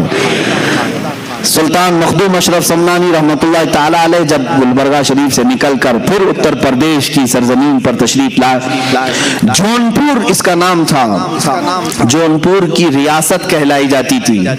ریاست جونپور مشہور ہے, یعنی جیسے ابھی یو پی پورا اسٹیٹ ہے, اس وقت ایک اسٹیٹ کا نام تھا جونپور. یہ گاؤں نہیں, آج وہ گاؤں بن کر کے رہ گیا ہے, پہلے ایک اسٹیٹ کا نام تھا, اس میں ضلع آتے تھے. جونپور آپ تشریف لائے. دیکھیں میرے عزیزوں, بڑے سے بڑے اکابر اولیاء کاملین کے ساتھ آزمائشیں ہوئی ہیں. مخالفین, حاسدین, اعتراض کرنے والے ہر زمانے میں رہے اور آپ کے ساتھ بھی رہے, جبکہ آپ کے چہرے پر اتنے جلال ہوتے تھے. اولیاء کاملین میں جو جلالی بزرگ ہیں ان میں سے مخدوم سمنانی رحمۃ اللہ علیہ, کیونکہ آپ اوحد الدین کہلائے ہیں. آپ مجرد رہے, پوری زندگی آپ نے شادی نہیں فرمائی, اس قلب میں کسی دوسرے کی محبت کو شامل ہی نہیں کیا. مخدوم سمنا رحمۃ اللہ تعالی علیہ. اور اس طرح کے جو بزرگان دین ہیں وہ عموماً جلالی ہوا کرتے ہیں, جیسے حضرت مخدوم علاء الدین صابر کلیری رحمۃ اللہ تعالی علیہ, کافی جلالی بزرگ تھے. آپ کے ہی متعلق مشہور ہے, حضرت نظام الدین اولیاء کے پاس آپ کی خلافت نامہ لکھا گیا تھا. رات کا وقت تھا, چراغ کی روشنی میں نظام الدین اولیاء رحمۃ اللہ تعالی علیہ نے صابر کلیری کو کہا کہ پڑھ کر کے سناؤ. آپ پڑھنے لگے, چراغ بجھ گیا, اندھیرا ہو گیا. حضرت صابر کلیری رحمۃ اللہ علیہ نے تھوڑا سا اس چراغ کی طرف گھور کر کے یوں دیکھا اور چراغ بھڑک اٹھا, جل اٹھا. نظام الدین اولیاء رحمۃ اللہ تعالی علیہ نے خلافت نامہ واپس لے لیا. کہا ابھی نہیں, اس طرح تمہاری آنکھوں سے نہ جانے کتنے جل جائیں گے, اور جلال کو کم کرنے کی ضرورت ہے. تو یہ جو جلالی بزرگان دین ہیں ان میں سے مخدوم سمنا رحمۃ اللہ تعالی علیہ. لیکن حد ہے حاسدین کی, اس پائے کے جلالی بزرگوں کا بھی پیچھا نہیں چھوڑتے. لوگ آج پریشان ہوتے ہیں حاسدین سے. اتنے بڑے بزرگ کے حاسدین کا میں اگر آپ کو بتاؤں کیا کیا نہیں کیا آپ کے ساتھ. مخدوم سمنا رحمۃ اللہ تعالی علیہ جس وقت جونپور تشریف لائے, وہاں ایک بزرگ تھے چراغ ہند, جن کو صدر الدین چراغ ہند رحمۃ اللہ تعالی, بڑے بزرگ ہیں. لیکن زمانے کا آپس کا معاملہ ہوتا ہے, میں بڑا تو بڑا کا معاملہ کبھی کبھار آ جاتا ہے, انسانی فطرت کا تقاضا ہے. وہ ان کا پرانا علاقہ تھا, ان کے مریدین تھے, اچانک مخدوم اشرف ان کے علاقے میں آئے. کچھ لوگوں کو تکلیف اسی بات کی ہوتی ہے, میرے کھیت میں دوسرا کیوں چرنے آیا. ہوتا ہے 40 سال سے ہم پورے شہر کو سنبھال رہے تھے, اچانک یہ بکرا کہاں سے آیا. اس طرح کا حسد بھی آ جاتا ہے, یہ انسانی فطرت کا تقاضا ہے. چراغ ہند رحمۃ اللہ تعالی علیہ وہ بزرگ بھی ہیں, میں ان کی بیعت بھی نہیں کر رہا ہوں, لیکن مخدوم سمنا ہے, وال رسول بھی. مخدوم جہانگیر اشرف سمنانی رحمۃ اللہ تعالی علیہ جس وقت جونپور تشریف آئے، لوگ جھوک در جھوک آپ کے مرید بن رہے تھے، کیونکہ چہرے میں وہ نیر تاباں تھا کہ لوگ دیکھتے تو گناہوں سے دور ہو جاتے ہیں، اپنے میل کچیل کو دھل دیتے ہیں، اور صرف ایک صحبت کافی ہوتی تھی کہ لوگ صرف مرید نہیں ولی کامل بنتے تھے۔ مخدوم سمنا کی صحبت بہتوں کو اعلیٰ مقام تک پہنچائی۔ اس زمانے میں ایک عالم دین تھے مولانا کبیر الدین۔ اس وقت مولانا کبیر الدین صاحب ایک خواب دیکھتے ہیں، خواب میں انہوں نے ایک بزرگ کا چہرہ دیکھا، سرخ بال ہیں، چہرہ پورا چمک رہا ہے، جب وہ مسکراتے ہیں تو رخساروں پر انار کی سرخی آتی ہے، اور اس بزرگ نے کہا کہ میں تیرا مرشد ہوں۔ مولانا کبیر الدین صاحب اس وقت تک مرید نہیں ہوئے تھے۔ صبح اٹھتے ہیں، پوچھتے ہیں علاقے میں سب سے بڑے بزرگ کون ہیں؟ لوگوں نے کہا حضرت صدر الدین چراغ ہند رحمۃ اللہ علیہ سب سے بڑے بزرگ۔ مولانا کبیر الدین ان کی تلاش میں گئے، چراغ ہند کی بارگاہ میں گئے تو واقعی وہ بڑے کمال کے بزرگ تھے، لوگوں کا جمگٹا تھا، تبلیغ تربیت سب ہو رہی تھی، لیکن خواب میں جو دیکھے تھے وہ نہیں تھے۔ مولانا کبیر الدین نے کہا میں نے خواب میں جو بزرگ کو دیکھا وہ یہ نہیں ہے۔ تو وہ وہاں سے اٹھ کر کے چلے آئے، کہا کہ میں یہ بزرگ کو خواب میں نہیں دیکھا۔ چراغ ہند رحمۃ اللہ علیہ نے پوچھا یہ مولوی کیوں آیا تھا؟ کہا کہ حضور بیعت کرنے کے لیے آیا تھا۔ کہا پھر کیوں نہیں ہوا؟ کہا پتہ نہیں، اس نے کچھ اور چہرہ دیکھا ہے۔ تو چراغ ہند ناراض ہوئے، پوچھا کہ دیکھو یہ جاتا کہاں ہے؟ مولوی صاحب کہاں آئے؟ مولانا کبیر الدین سیدھے مخدوم اشرف کے پاس آئے۔ اس وقت آپ ایک مسجد میں جلوہ بار تھے چند مریدین کے ساتھ، جیسی مسجد میں مولانا کبیر الدین آئے پہلی نظر میں پہچان لیا خواب میں آنے والے یہی بزرگ تھے۔ خواب میں تشریف لائے، مخدوم سمنا کے پاس اپنا سب کچھ نچھاور کر دیا اور سلسلہ اشرفیہ میں داخل ہوئے۔ مخدوم سمنا کے ہاتھ پر بیعت کیا، اور اسی بیعت کے تھوڑی دیر کے بعد چرچا ہو گیا مولانا کبیر الدین چراغ ہند سے مرید ہونے گئے تھے، لیکن ان کی محفل سے اٹھ کر کے آئے مخدوم سمنا کے مرید ہو گئے۔ چراغ ہند پرانے بزرگ ہیں، مخدوم سمنا نئے بزرگ ہیں، ابھی ابھی آئے ہوئے ہیں۔ یہ بات پھیلی، چراغ ہند رحمۃ اللہ تعالی علیہ کے پاس لوگوں نے کہا آپ کی تو توہین ہو گئی، آپ کی مجلس چھوڑ کے مولوی چلا گیا۔ کہا کہ وہ کبیر الدین جوانی میں، وہ کبیر الدین جو ہے وہ جوانی میں مر جائے گا، گیا ہے مجھے چھوڑ کر جوانی میں مر جائے گا۔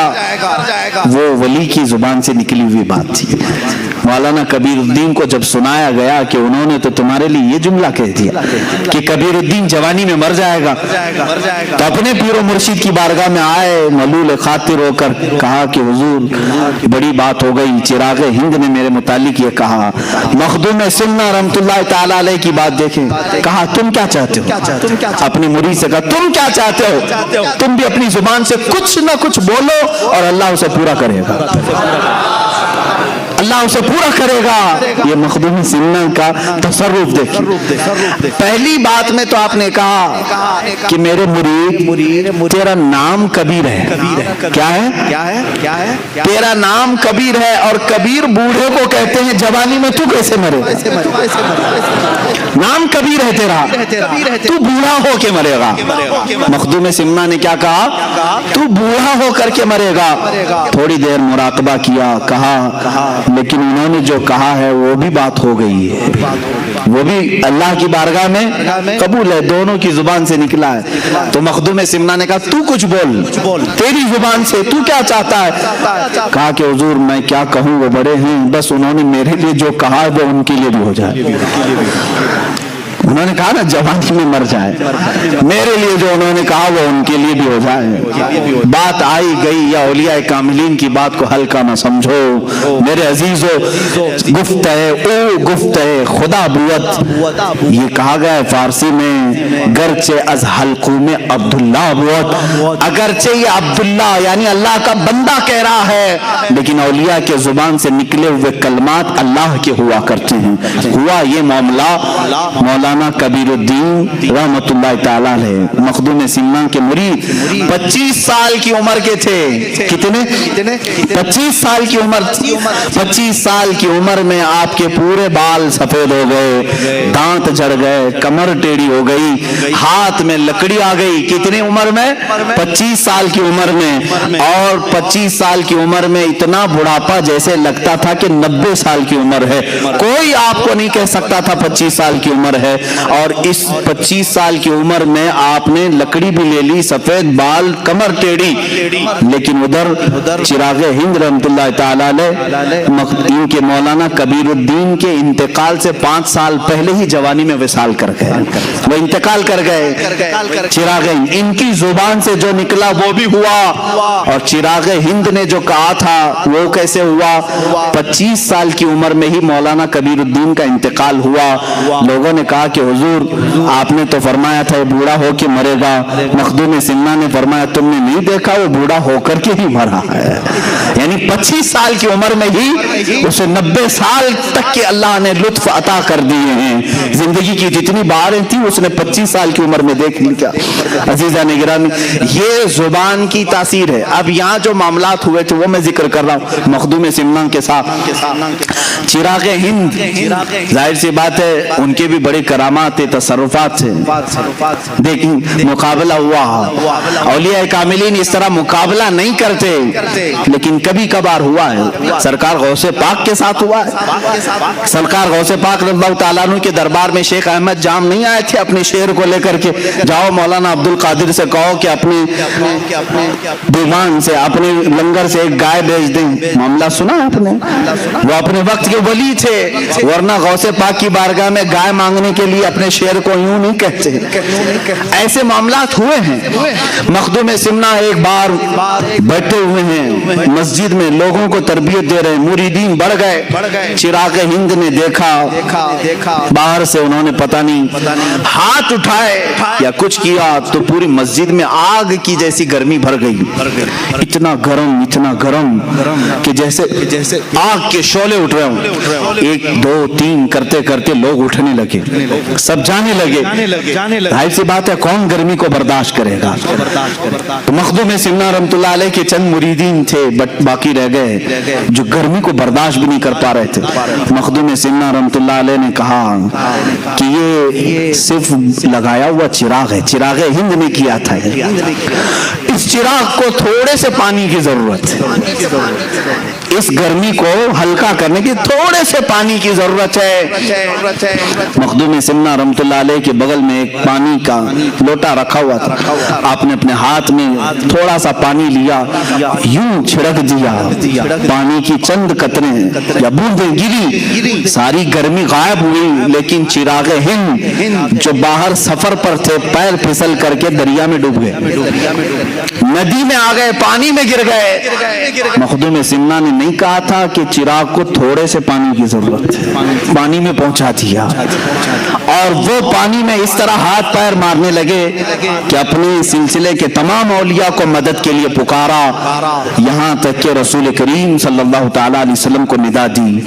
تاریخ میں لکھا ہوا ہے میرے آقا صلی اللہ تعالیٰ علیہ وسلم مدد کے لیے ضرور تشریف لائے, لیکن جلال کے ساتھ ظاہر ہوئے. کہا صدر الدین چراغ ہند سے کہ تیری غلطی ہے کہ تیرے شہر میں نیا مہمان بھی تھا اور میرا بیٹا بھی تھا, تو نے دونوں خیال نہیں کیے جس کی وجہ سے تجھے پانی میں ڈھکیل دیا گیا. حضرت چراغ ہند رحمت اللہ تعالیٰ علیہ نے اپنی ان تمام کوتاہیوں سے معافی طلب کی, اور ان کے سلسلے کے جتنے اولیاء تھے, مشائخ تھے, وہ سب مخدوم سمنا کے پاس آئے ان کی درخواست لے کر کے کہ اے مخدوم اشرف آپ اس چراغ ہند کو معاف کر دیں, اگر آپ نہ معاف کریں گے تو اللہ کے نبی بھی انہیں نہیں معاف کریں گے.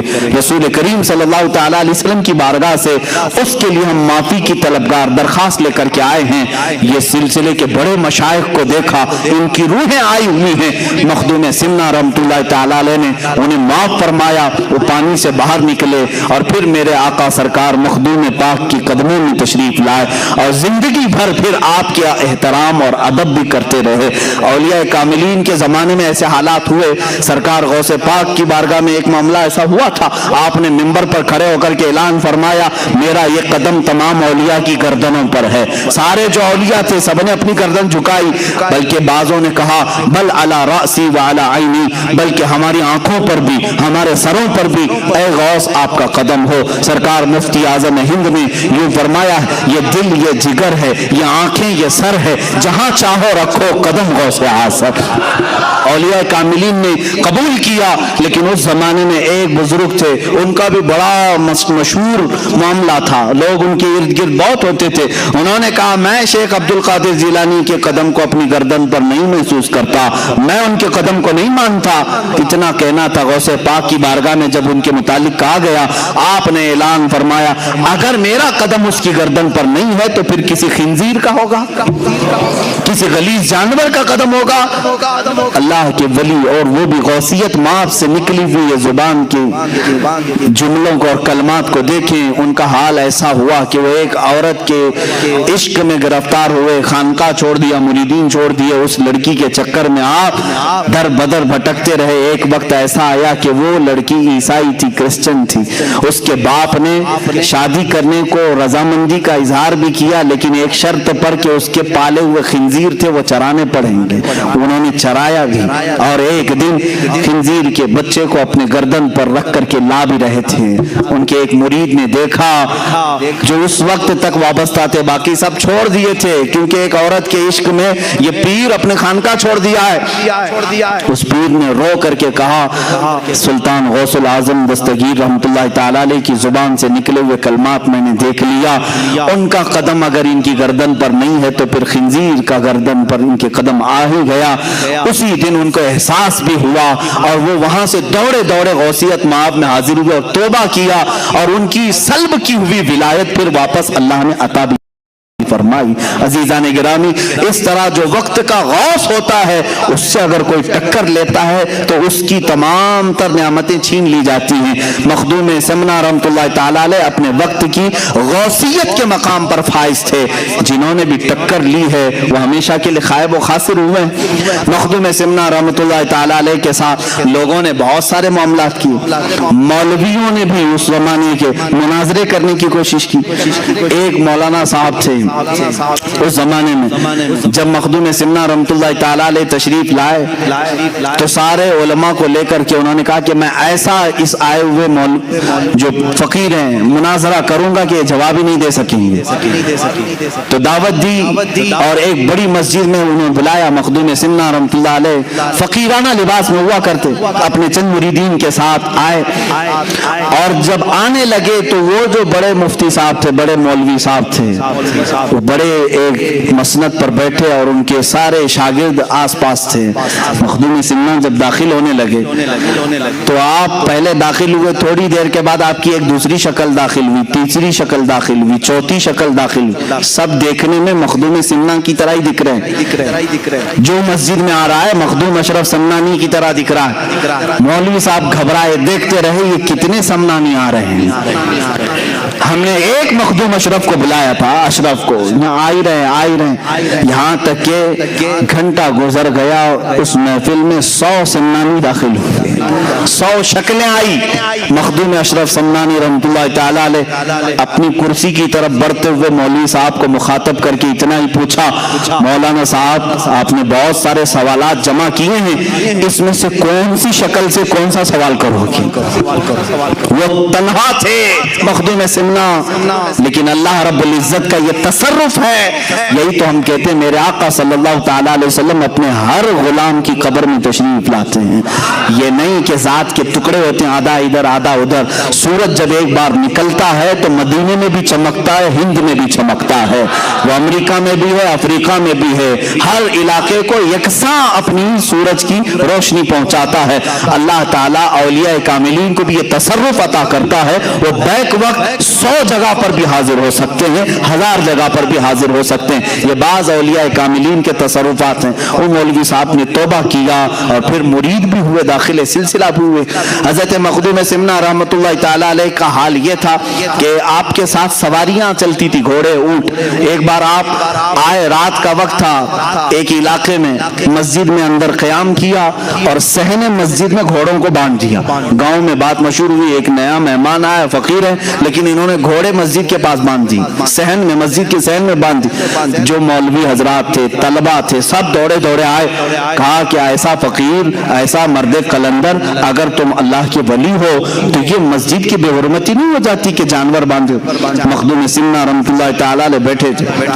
تھوڑی دیر میں ایک گھوڑے نے سر ہلایا، اپنے ایک مرید سے کہا اپنے اس گھوڑے کو لے جاؤ، یہ اپنی پیشاب کی شکایت کر رہا ہے، اس کو پیشاب کروایا گیا۔ تھوڑی دیر کے بعد ایک گھوڑے نے سر ہلایا، مخدوم سمنہ نے کہا اس گھوڑے کو لے جاؤ، یہ لید کرنا چاہتا ہے۔ جو شکایتیں ہوتی رہیں، تھوڑی دیر تک ان گھوڑوں کو، اونٹوں کو باہر لے جایا جاتا تھا، ان کو فارغ کر کے لایا جاتا تھا۔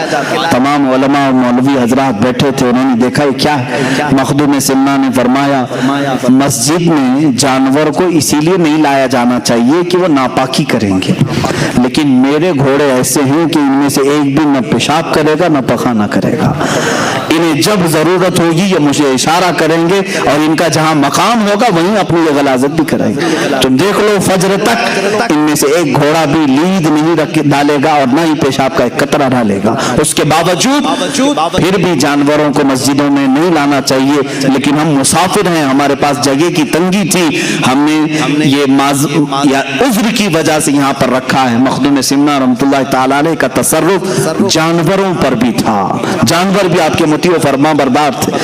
ایک علاقے میں آپ کے ساتھ مذاق بھی کیا گیا تھا، لیکن وہ مذاق حقیقت ہو گئی۔ کچھ اوباش نوجوانوں نے ایک جنازہ تیار کیا اور کہا کہ ڈپلیکیٹ مردے کو رکھ کر کے، یعنی زندہ آدمی کو رکھ کر کے یہ مخدوم اشرف سمنانی سے کہیں گے جنازہ پڑھا دیجیے۔ جب وہ نماز پڑھانے لگیں یہ مردہ اٹھے گا، تالیاں بجائیں گے، سب مذاق اڑائیں گے، اللہ کے ولی کا مذاق۔ اسی لیے میرے آقا صلی اللہ علیہ وسلم نے فرمایا من عادى لي وليا فقد آذنته بالحرب، جو میرے کسی ولی سے دشمنی کرتا ہے میں اس کے ساتھ جنگ کا اعلان کرتا ہوں۔ اللہ سے کون جنگ کرے گا؟ اللہ کے ولیوں سے جس نے دشمنی مول لی گویا کہ وہ اللہ کے ساتھ جنگ کرنا چاہتا ہے۔ تو مخدوم سمنہ رحمۃ اللہ تعالی علیہ کو لوگوں نے اصرار کر کے بلایا، آپ آئیے جنازہ پڑھائیے، ہمارے علاقے میں انتقال ہو گیا، جنازہ لایا، صفیں لگائی، آپ منع کرتے رہے، زبردستی آپ کو امام بنا کر کھڑا کیا گیا۔ آپ نے تکبیر باندھی، چاروں تکبیریں ہوئی، سلام پھیرا اور کہا لے جاؤ دفن کرو۔ بیچ نماز میں وہ لوگ سوچتے رہے یہ اٹھے گا مردہ اور تالیاں بجائے گا، مذاق، لیکن وہ اٹھا ہی نہیں۔ جب سب سلام پھیر دیے مخدوم سمنہ نے مخاطب کر کے کہا اے لوگوں مجھے معلوم ہے تم نے جنازے میں کیا رکھ کر لایا تھا، مجھے معلوم ہے، لیکن اللہ تعالیٰ اپنے کسی بھی ولی کا مذاق گوارا نہیں فرماتا۔ تم نے اسے کفن پہنایا اور اللہ نے اسے حقیقی موت کا لباس پہنایا۔ اب اشرف نے اس پر جنازہ پڑھ دیا، اب دوبارہ اس کی زندگی نہیں ہے، لے جاؤ دفن کرو، وہ ہمیشہ کے لیے مر گیا۔ لوگوں نے توبہ کیا۔ اللہ کے ولیوں کے ساتھ جو مذاق کرتا ہے میرے عزیزوں اس کے ساتھ بہت برا حشر ہوگا۔ میں نے اسی طرح دیکھا مدینہ رسول میں میرے آقا صلی اللہ علیہ وسلم کا رحم و کرم ہے، اس غلیظ متوع کو آج تک میں یاد رکھا ہوں، اللہ اس پر لعنت کرے، جالیوں کے پاس کھڑا ہے۔ ہندوستانی پاکستانی جو حجاج آتے ہیں میرے آقا کی بارگاہ میں کہتے ہیں دعائی ہو یا رسول اللہ، فریاد ہو یا رسول اللہ، حضور کی بارگاہ میں یہ پیش کرتے ہیں۔ وہاں موجود ایک وہابی متوع کو غصہ آیا، اس نے کہا کیا رسول سے مانگتے ہو، کیا رسول سے مانگتے ہو، یہ شرک ہے۔ کہا ہم رسول سے نہ مانگیں تو پھر کس سے مانگیں؟ اللہ سے مانگتے ہیں، اللہ سے مانگو۔ میرے عزیزوں بات سچی ہے، اللہ ہی دیتا ہے، بخدا خدا کا یہی ہے در، نہیں اور کوئی مفر مقر، جو وہاں سے ہو یہی آ کے ہو، جو یہاں نہیں تو وہاں نہیں۔ یہ میرے امام اعلیٰ حضرت نے ہمیں سمجھایا ہے۔ دربار رسالت یہ اللہ رب العزت تک پہنچنے کا راستہ ہے۔ اے نادان، اگر اس نبی نے نہ بتایا ہوتا تو خدا کو رحمان بھی نہیں جانتا۔ कभी नहीं समझ सकता। उस मुतव्वे ने मेरे सामने एक हरकत की थी, कहा देखो मैं नाच रहा हूँ यहाँ पर, और अपनी पीठ जालियों पर लगा लगा करके घिसने लगा, पैर उछल उछल करके करने लगा। ये किसी को नफा भी नहीं दे सकते, नुकसान भी नहीं दे सकते। देखो मैं अगर कुछ होना था तो मेरे साथ हो जाता। उन हाजियों ने कान पकड़ लिया और वहां से निकल गए। मेरे अजीजों, कुछ लोग मेरे साथ थे, उन्होंने कहा, पूछा भी कि हज़रत ये इतनी बदतमीजी कर रहा है, गुस्ताखी कर रहा है, अजाब आ जाना चाहिए। मुझे उस वक्त हमारे एक बुजुर्ग की बात याद आई। मैंने उनसे भी ये सवाल किया था कि इन पर अल्लाह का अजाब क्यों नहीं आता। उन्होंने कहा, बेटा अल्लाह का अजाब क्या तुम समझते पत्थर आ जाएं, बारिश आग की नाजिल हो जाए, जमीन फट जाए, यही अल्लाह का अजाब है? कहा ये दिखने वाले अजाब है। अल्लाह का अगर सबसे बड़ा कोई अजाब है तो अपने घर के करीब रख करके भी ईमान की दौलत खत्म करता है। उस अजाब में तो वो मुब्तला है। अल्लाह ने ईमान सल्ब कर लिया है, उसका खत्म हो चुका है, ये सबसे बड़े अजाब में गिरफ्तार है। इसी तरह मेरे अजीजों, जिन्होंने औलिया कामिलीन से दुश्मनी की, अल्लाह ताला उनका खात्मा बुरा कर देता है। वो इस दुनिया की नियामतों से तो लुत्फानंदोज हो सकते हैं, लेकिन क़यामत के दिन वो खाइब व खासिर उठेंगे। अल्लाह के वलियों से दुश्मनी ना लो। मखदूम सिमना रहमतुल्लाह ताला अलैह का मजाक करने की कोशिश की गई, लेकिन जनाजे में हमेशा के लिए आदमी सो गया। कुछ लोग ऐसे भी हैं आज जो औलिया के तसर्रुफात और उनकी करामात के मुनकिर हैं। कुरान उनकी करामात की गवाही दे रहा है। सुलेमान अलैहिस्सलाम की उम्मतियों में एक उम्मती ऐसा है कि सबा बल्कीस का तख्त मुल्क यमन से फिलिस्तीन में एक लम्हे में नहीं, पलक झपकने से पहले हाजिर करता है। ये कुरान की आयत है। कुरान वलियों की करामत का जिक्र कर रहा है। और ये आजकल के लोग जो औलिया कामिलीन के मुनकिर हैं, ये दर हकीकत अल्लाह के वलियों की दुश्मनी पाल रहे हैं। याद रखना, रब तबारक व तआला की पकड़ और उसका इंतकाम बहुत सख्त होता है। तुम जब अपने किसी दोस्त की तौहीन बर्दाश्त नहीं कर सकते, अल्लाह अपने दोस्तों की तौहीन कैसे गवारा फरमाएगा? वो जरूर तुमसे बदला लेगा, इंतकाम, और वो मुंतकिम हकीकी है। बहरहाल मखदूम सिमना रहमतुल्लाह ताला अलैह की मैं कुछ आखिरी बातें ये भी अर्ज करूं कि आप जौनपुर जब तशरीफ लाए तो वहाँ जो बादशाह थे वो इब्राहिम अशरकी सुल्तान थे। उनका जमाना बड़ा अच्छा था। उनकी बारगाह में काजी शहाबुद्दीन दौलत आबादी रहमतुल्लाह अलैह थे।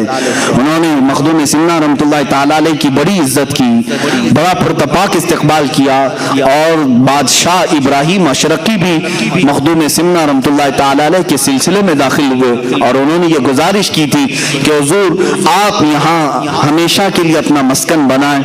मखदूम सिमना रहमतुल्लाह ताला अलैह ने उनकी इरादत और उनकी अकीदत को देख करके ये फरमाया था कि ऐ इब्राहिम, मैं तुझसे ये वादा करता हूँ कि मैं तेरे हुदूद सल्तनत से बाहर कहीं नहीं आराम करूंगा। जब मेरा आखिरी वक्त आएगा तो मैं आराम तेरी हुदूद सल्तनत के अंदर ही करूंगा। और वही हुआ। आज जो केचोचा शरीफ है वो जौनपुर की रियासत के अंदर आता था। अब आपको मैं ये भी बता दूं, बसखारी नाम सुना होगा आपने, या कचोचा शरीफ जो जाते हैं उन्हें मालूम होना चाहिए, दो कस्बे वहां मशहूर हैं। एक बसखारी है, ये कचोचा शरीफ से पहले आता है, और उसके बाद कचोचा शरीफ है। कचोचा शरीफ और बसखारी ये दोनों इस वक्त उत्तर प्रदेश में है। फैजाबाद हुआ करता था जिला, अब उसको अम्बेडकर नगर किया गया। इनको नामों को बदलने की बड़ी वो पड़ी हुई है। ये समझते हैं कि नाम बदलने तारीख बदल जाएगी। ये ऐसी ही है जैसे एक परिंदा है। परिंदा वो कौन सा परिंदा है, मैं उसका नाम भूल रहा हूँ, बगला है या कोई भी। जब शिकारी करीब में आता है तो परों में अपना मुंह छुपा लेता है और ये समझता है अब मैं छुप गया, अब मुझे शिकारी नहीं देख रहा है। खाली मुंह छुप जाने से पूरा वजूद नहीं छुपता। इलाहाबाद को बदल देने से उसकी हकीकत कभी नहीं बदलेगी। आप जितने भी नामों की तब्दीली का आज राग अलाप रहे हो, अभी उत्तर प्रदेश में फिर सुना कि लखनऊ में किसी एक म्यूजियम का नाम बदल दिया, अली नगर को आर्या नगर कर दिया, मुगल सराय जो एक स्टेशन था दीन दयाल उपाध्याय, जितने भी नाम तुम तब्दील करते जाओ, ठीक है, आज तुम्हारा वक्त है, इंशाल्लाह हमारा दौर आएगा।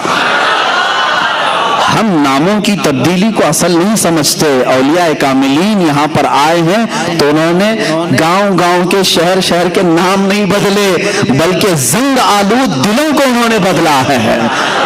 جس میں زنگ لگا ہوا تھا انہیں بدلا. اب بات آ ہی گئی ہے تو میں آپ کو بتا دوں, اولیاء کاملین کی زبان میں اتنی تاثیر ہے کہ آپ جب وہاں تشریف لائے, جو بسکھاری ہے اور کچوچھا ہے, آج بھی یہ مشہور ہیں, 2 قصبے ہیں, جانا کبھی زیارت کا اتفاق ہو تو دونوں قصبوں میں, وہاں مخدوم ثانی رحمۃ اللہ تعالی علیہ بسکھاری میں آرام فرما ہے اور یہاں مخدوم اشرف سمنانی آرام فرما ہے.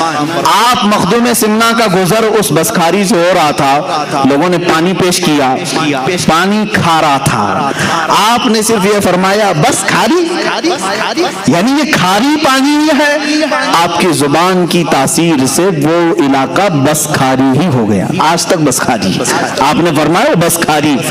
تھوڑا آپ آگے گزرے, آپ آگے آئے تو لوگوں نے پانی پیش کیا تو آپ نے فرمایا کچھ اچھا ہے. کیا فرمایا؟ کچھ اچھا ہے. یہ کچھ اچھا ہی کچوچھا شریف بن گیا ہے. کچوچھا کا وجہ تسمیہ میں نے آج بیان کیا ہے. الحمدللہ ہمارے دلوں کی عقیدت کچوچھا سے بھی وابستہ ہے اور شہر بریلی سے بھی برابر وابستہ ہے. ہم جھگڑے اور فسادات والے ان نام نہاد تفرقہ باز لوگوں میں سے نہیں ہیں. الحمدللہ ہمارے اکابرین نے ہمیں تمام مشائخ کا ادب و احترام سکھایا ہے. آج اگر کچھ لوگ اس طرح کی تقسیم کے قائل ہیں تو میں ان کی تردید کرتا ہوں. ایک طرف مخدوم سننا ہے اور اگر ایک طرف اعلیٰ حضرت فاضل بریلوی ہیں تو کبھی کمپیئر مت کرنا کہ یہ بزرگ کون ہے, یہ بزرگ کون ہے. تمہاری حیثیت کیا ہے ان اولیاء کے مقام کو ناپنے کی, ان اولیاء کرام کے مقامات کو ناپنے کی.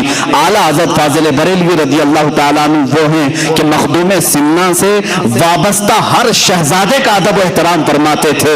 حضرت محدث اعظم کچوچوی رحمۃ اللہ تعالیٰ علیہ کو آپ نے جب بھی درسگاہ پر رکھا ہے, اعلیٰ حضرت رضی اللہ تعالیٰ عنہ کبھی کرسی پر نہیں بیٹھتے تھے, اس لیے کہ مخدوم سمنا کے یہ آستانے سے وابستہ شہزادہ ہے. اعلیٰ حضرت رضی اللہ تعالیٰ عنہ نے وہاں کا ادب سکھایا ہے. اور کچوچھا شریف کے بزرگان دی جو سادات کرام ہیں, انہوں نے ہمیں کبھی بریلی کی نفرت نہیں ڈالی. سرکار کلام مختار اشرف کچوچوی رحمۃ اللہ تعالیٰ علیہ, سرکار مفتی اعظم ہند رضی اللہ تعالیٰ عنہ کا ادب فرمایا کرتے تھے. بلکہ محدث اعظم کچوچوی رحمۃ اللہ تعالیٰ علیہ حضور شیخ الاسلام مدنی میاں صاحب قبلہ ادام اللہ اقبالہ کے والد ماجد ہیں. شیخ الاسلام کے والد ماجد محدث اعظم کچوچوی رحمۃ اللہ تعالیٰ علیہ, آپ نے خود اعلیٰ حضرت کی فضیلت میں یوں فرمایا کہ میں نے اپنے زمانے میں وقت کے مجدد امام احمد رضا خان فاضل بریلوی کو دیکھا ہے, ان کے قلم کو اللہ نے غلطیوں سے محفوظ کر لیا ہے. یہ کسی اور نے نہیں کہا کہ چوچھا شریف نے ہمیں یہ سکھایا ہے. میرے عزیزو, اگر کہیں نفرت آتی ہے تو سمجھ لینا کہ بیچ میں کوئی شیطان داخل ہو رہا ہے. ہم نے بریلی میں کچوچھا کی محبت سیکھی اور کچوچھا میں جا کر بریلی کی عظمت سیکھی ہے. الحمدللہ چند سال پہلے میں کچوچھا شریف کے عرس میں بھی حاضر تھا, بریلی شریف کے عرس میں بھی ہم حاضر ہوتے ہیں. ہم نے دیکھا مخدوم سمنا رحمۃ اللہ تعالیٰ علیہ کے عرس مقدسہ میں کچوچھا شریف میں, وہاں پر بریلی شریف کے سجادہ نشین بھی حاضر ہیں, نائب سجادہ نشین بھی ہیں. اعلیٰ حضرت کے خانقاہ کے شہزادے یہاں پر آئے ہوئے ہیں. اور جب بریلی شریف کے کل شریف میں دیکھا تو کچوچھا کے سادات بھی یہاں پر ہیں. پھر ہم نے سوچا پھر آخر یہ جو ماحول میں جو چند لوگ دکھتے ہیں یہ کون ہیں, تو پتا چلا کہ یہ بی جے پی اور کانگریس کے ووٹ لینے والے لوگ ہیں. ان کا مشائخ سے کوئی تعلق نہیں, اوپر سب معاملات صحیح ہیں, یہاں یہ ٹکڑوں پہ پلنے والے لوگوں کے معاملات ہیں. اسی لیے میرے عزیزو, ان معاملات میں ہمیشہ الرٹ رہو.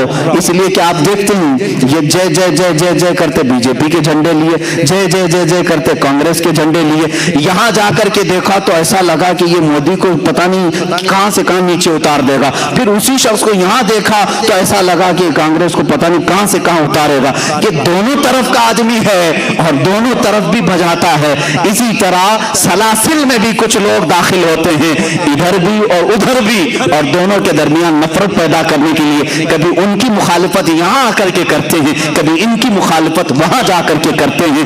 اللہ کا بڑا انعام و اکرام ہے ہمارے ان مشائخ پر جنہوں نے ہمیں درمیانی راستہ عطا فرمایا ہے. ہمارے لیے تاج الشریعہ بھی ہیں اور شیخ الاسلام بھی ہیں.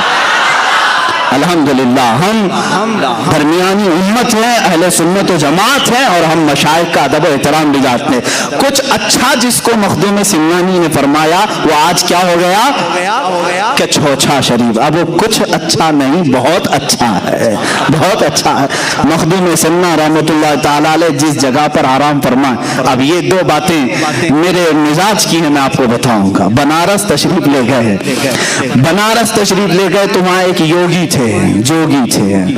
یہ وقت کے فرعون کے خلاف اگر میں دو چند جملے کہوں گا نہ، مجھے میرے فیم کی ضرورت ہے، اس لیے کہ اللہ تعالیٰ نے مجھے میرے حبیب پاک کی حدیثوں سے ہی جو نعمت عطا کی کافی ہے، مجھے میرے مولا کی طرف سے جو ملی عزت وہ کافی ہے۔ لیکن بنارس میں کچھ جوگی تھے، مخدوم سمنا کا انہوں نے زبردست بائیکاٹ کا اعلان کیا، یہاں آنے نہیں دیں گے۔ مخدوم سمنا رحمۃ اللہ تعالی علیہ کو روکنے کی کوشش کی، آپ پہنچ گئے، وہاں کے علاقے میں جتنے تھے سب آئے۔ تو کچھ یوگی آئے، کچھ جوگی آئے، انہوں نے کہا کہ تم اپنا ایک نیا وہ لے کر کے آئے ہو، ہمارے یہاں ایک کھلبلی مچ جائے گی، فلاں ہوگا، تمہارا طریقہ صحیح نہیں۔ مخدوم سمنا رحمۃ اللہ علیہ نے فرمایا اچھا چلو ٹھیک ہے، تمہارا ہی طریقہ بتاؤ کیا ہے۔ کام تپسیا کرتے ہیں، ہم عبادات کرتے ہیں، ہم آتما کی شکتی حاصل کرتے ہیں، ہم جو ہے بھگوان سے قریب ہونے کے بہت سارے طریقے جانتے ہیں۔ کہا چلو مجھے بھی لے چلو تمہارے ہاں، مجھے بھی لے چلو، جہاں تم جن کی عبادات کرتے ہو میں بھی دیکھوں گا۔ وہ آئے، مخدوم سمنا کے مریدین گھبرائے کہ مخدوم اشرف سمنانی رحمۃ اللہ تعالی علیہ بت قدے میں جا رہے ہیں، جہاں پر بڑے بڑے بتوں کو رکھ کر ان جوگیوں نے اپنی عبادتوں کے، اپنے تپسیا کے کئی سال گزار دیے تھے۔ مخدوم سمنا رحمۃ اللہ تعالی علیہ نے پوچھا کتنے سالوں سے کر رہے ہو؟ کہا فلاں پنڈت جی کو 25 سال، ان کو 12 سال، ان کو 13 سال، فلاں فلاں یوگ گرو ہیں یا تپسیا کے اعلیٰ مقام پر پہنچے ہوئے ہیں۔